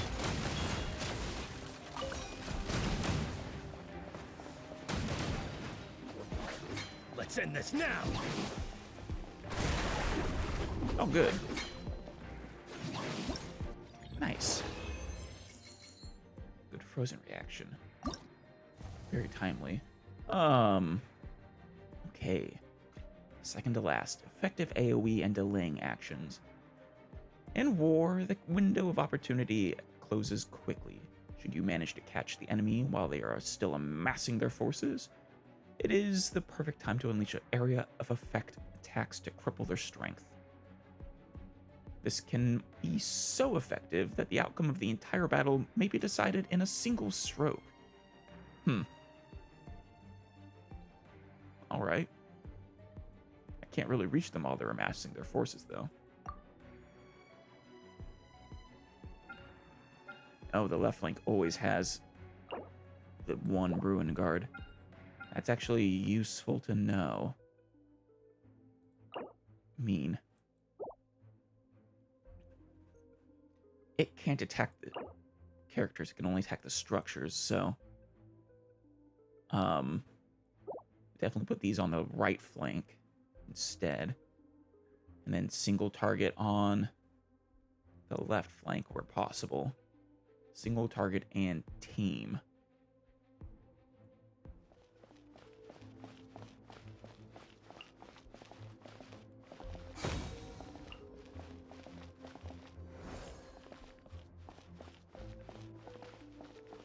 Well, actually, this is a single target, so it will actually be better here.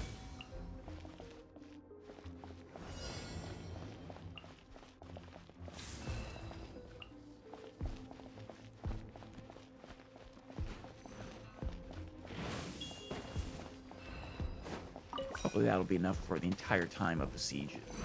Ruin Raiders. Don't hurt my Hilichurl. You leave that alone.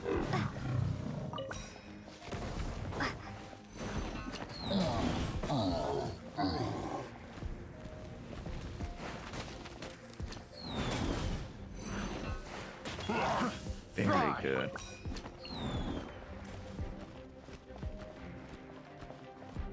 Overwhelm them. Yeah, we'll let this. Here, I want to get the Rune Grader with the defense weakener. Where are you coming? Yeah, there you are. Good. Hit it. What are you guys waiting for? There you go.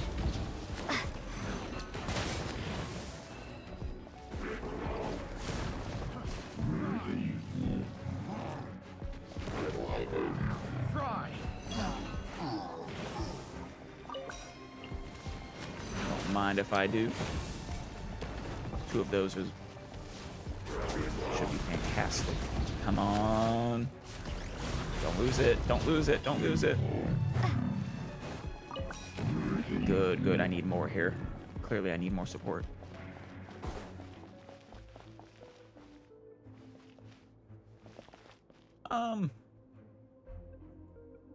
Yeah, it's fine. Treasure. Two of you. Shoot. Can I hit you both at the same time with the one fire, maybe? Get closer. No. Oh, actually.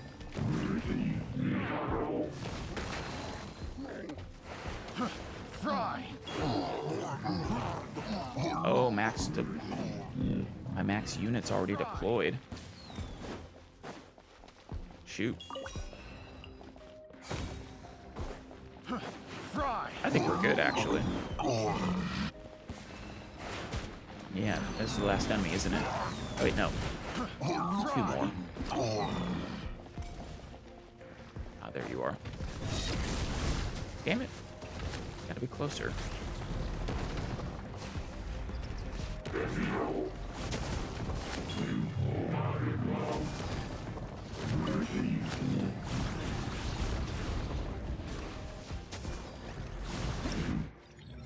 Wonderful. Is that the last one?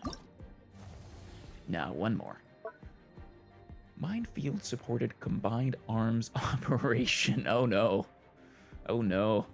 When facing an assault from a powerful enemy force, placing explosives with sufficient power and range in front of your defensive line can deliver a devastating setback to them, degrading their advantage. Coordinating your counterattacks with such minefields is a type of active defense strategy that combines attack and defense.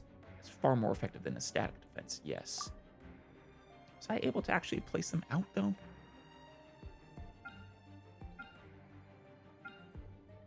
Oh, and we're finally having to do both, yeah. Shoot.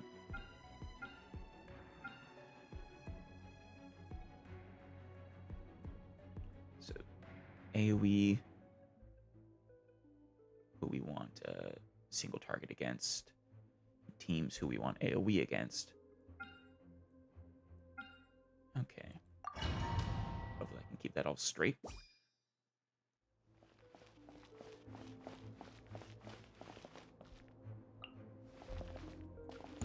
Put you there. They're flyers.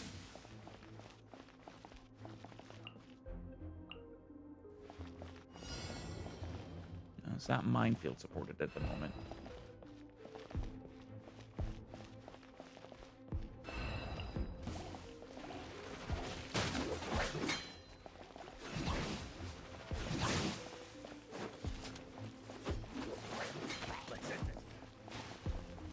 Excellent work, you guys.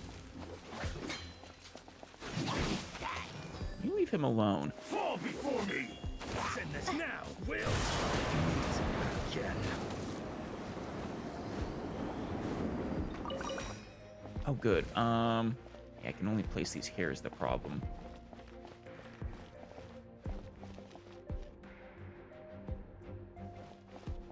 Well, the middle is the one that needs the most support.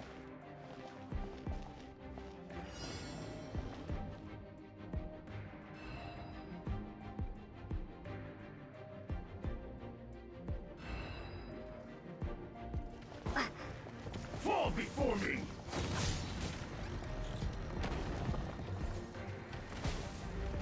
Fall before me!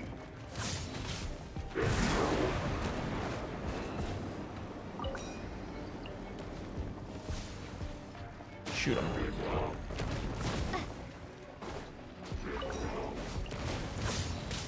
Oh, that was close. Doing good. Excellent work, Seahorse. Fall before me! Fall before me! You be flexible. Fall before me! Fall before me!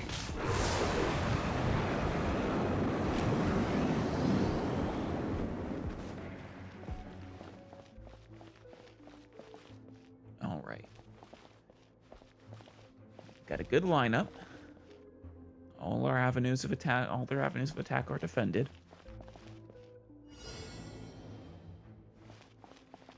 Just hold the line, folks.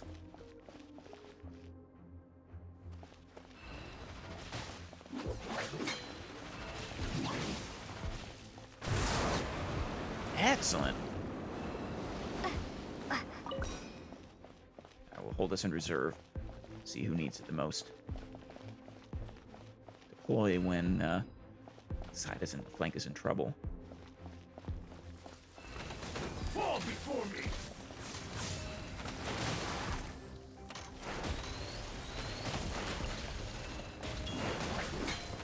Fall before me!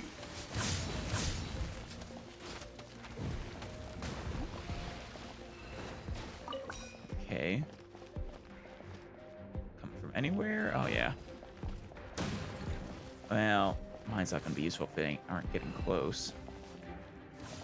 You will cut down like this.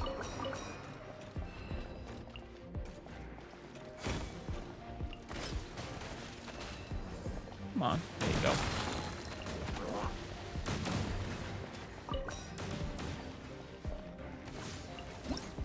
Excellent. That is the last one, right? Well, I would say that was actually a neat little mini game. Much more interesting than the generic combat ones, at least. actually having a sort of a tower defense kind of game, which are always those are fun. I would have greatly appreciated it actually keeping the type on the portraits instead of having to remember them, but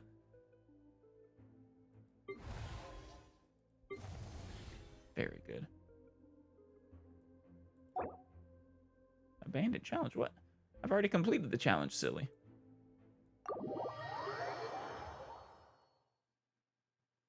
All of the challenges. Is that all of it? Is there anything else? I guess I should talk to you guys. But, yeah, we got everything. Got the weapon. Cloud Forged. Ooh, an elemental mastery bow. Yeah. And then after elemental energy is decreased, equipping character's elemental mastery will increase by 40 for 18 seconds, max 2 stacks. That's nice. That is actually really nice, I think.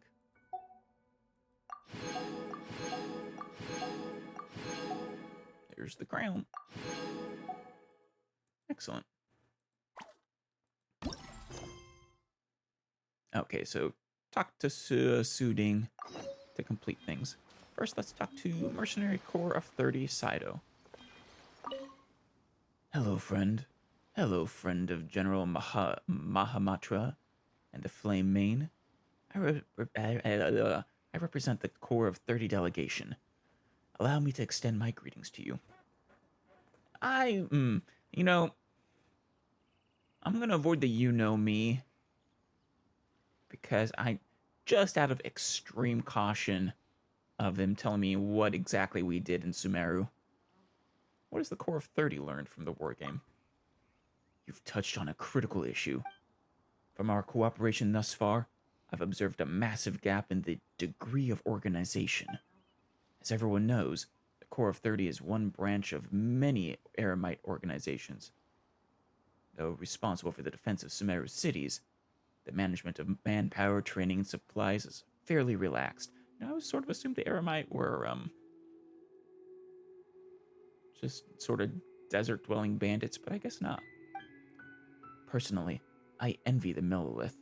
They have a huge factory in Black Cliff Forge. Can guarantee a supply of all kinds of high-quality weapons and other equipment. That's fair.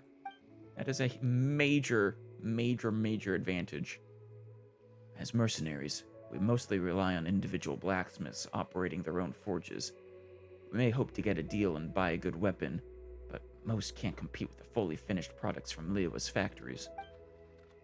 The Academia is pretty straightforward when it comes to payment, but if we were to ask them to set up a dedicated department, everything from purchasing raw materials to production and processing, it's not likely.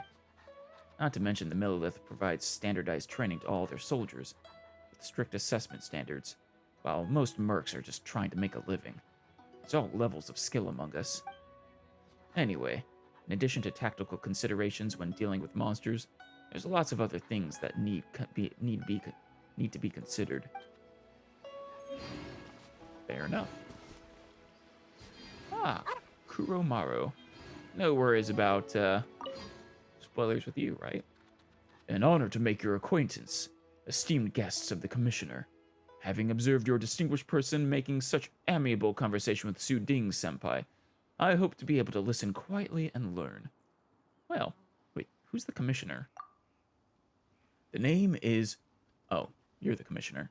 The name is Kuromaro, and I am at your service. I am a member of the Yashiro Commission, of course, and it was my great honor to have heard the Commissioner and Miss Kamisato speak of your deeds. Oh, the Commissioner of the Yamasato, or of the Yashiro Commission. Courage, righteousness, etiquette, integrity, elegance, kindness, wisdom. In each of these areas, you are a role model for all to emulate. Aw, shucks. Thank you.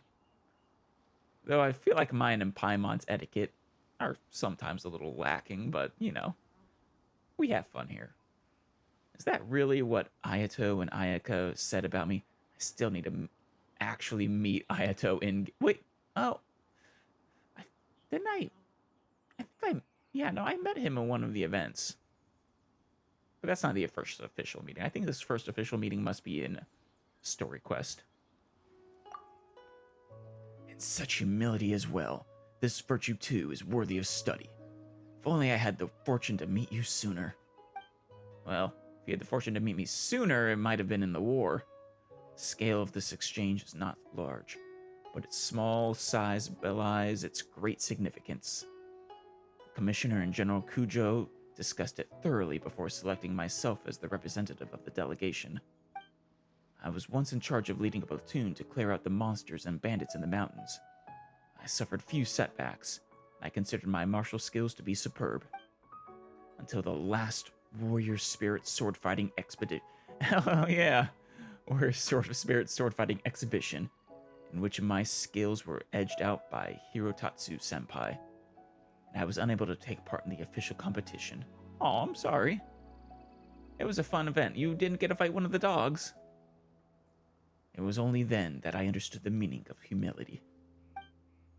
I was very fortunate that the commissioner believed that although I could not reach the apex of swordsmanship, I could still lead soldiers into battle and have great potential in the area of eradicating monsters.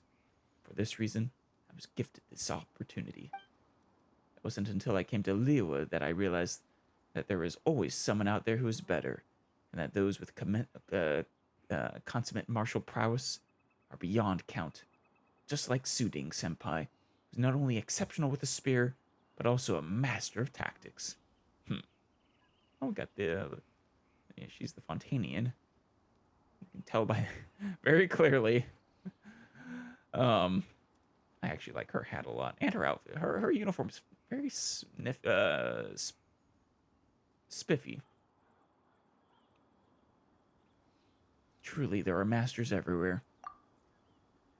Should there be a convenient juncture in the future, I hope that you can recommend a few places suited towards expanding one's knowledge of martial disciplines to me.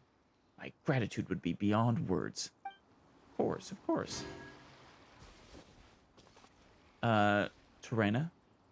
I was kind of expecting to meet the new character in this, but I guess not. It seems very, bare bones for a crown event. But, you know, at least it only takes a single episode, I guess. Terena of the Special Security and Surveillance Patrol, reporting to Protoboss.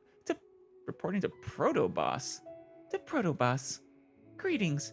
Seeing that you are participating too really makes the trip down here totally worth it. Since when did I become Protoboss? Once again, about the Special Patrol and the simulation. You know what? I'm gonna be even more cautious with those, Fontaine. Don't be a stranger. I hope we'll see each other soon. Yeah, just... everyone always says that the Fontanian stuff is... just, they love to toss things in everywhere. Sorry, Terena. Abundance of caution. Phonia. Investigative Team Signals Officer. Have I met you before? We meet again, Honorary Knight. I guess so. When Suding mentioned he planned on inviting a reliable outside expert to join us, I immediately thought of you. Sorry, I don't remember you. Aw. I feel like I've seen you before. That's right. We met once before while I was executing the Annihilate the Invasive Anglers operation. Well, wait. Anglers as in the fishermen? Or is that like an invasive fish species you were trying to annihilate? Either way, I feel like calling in Klee would, you know, do the trick.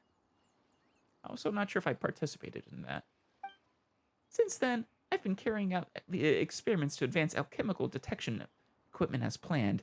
I've worked with the Reconnaissance Company and Outriders on numerous occasions.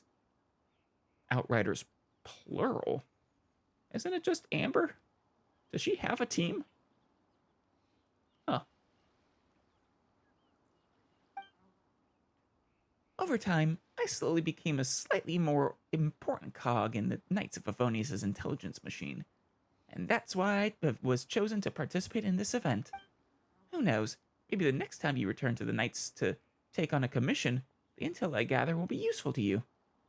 Well, I hope so. Good luck. Alright. Alright, Suding. I guess it's time to end this event. Thanks to the both of you, Alice and your most talented helper. In the course of observing these war games, we've seen all sorts of combat strategies put into practice in a wide range of complex scenarios that we can analyze and learn from. Well, I'm glad. No, now, we just need to broaden our model by taking into account the different types of soldiers and their special traits. We'll then be able to create a variety of scenario-based training manuals for different units to study. Good. Yeah. Having doctrinal manuals is exceedingly valuable. If the two of you are interested, I'd be happy to provide you with said manuals next time we meet. That way, you'll be able to try out different scenarios in your spare time. I mean, there's not much doctrine when it comes to one fighter and a, at best, morale-boosting companion. This is more important for teams, for squads or platoons or companies, etc. Especially squads and platoons. So that's it. I feel like we just got started. Finally finished. All thanks to Paimon and me. Paimon hasn't gotten her head around all the rules yet, but it was pretty fun. Seems like the results are pretty good too. I think so. Anyway, on behalf of the Millilith General Staff and the representatives of all the other participating entities, allow me to express my sincere gratitude. With any luck, we'll get a chance to work with you again in future. That way, we shall get even better at wiping out monsters and securing our lands. Please treat the Illitrolls kindly if you can. They've been through a lot. I'd be delighted to help. Everything's gone so smoothly. Not only did we manage to strengthen our connections with various groups we've met before, but we helped people all across Teyvat too. Besides, Paimon's learned loads from watching you wargame. If we have some time to kill at some point, maybe we can come back and test out some more scenarios. I mean, we've already tested them all out, Paimon. Such as, if an Abyss Mage had to fight it out against the Great Snowboar King, who would win? The Great Snowboar King. Almost certainly. Well, this is a lone Abyss Mage, right? Yeah, the Great Snowboar King. Or, who is the hardest head, a Ruin Guard or a Geovishap? As hard as the Geovishap's head is, it's gonna hurt itself against the Ruin Guard. Alright, well, that was a interesting little distraction. Not nearly as involved as I thought it was gonna be, and yeah, probably no spoilers, but once again, just out of abundance of caution, Torino and Saito would have been the sources of spoilers. But next time, we actually will go and do Child's Quest. But for now, I think we're going to call it here.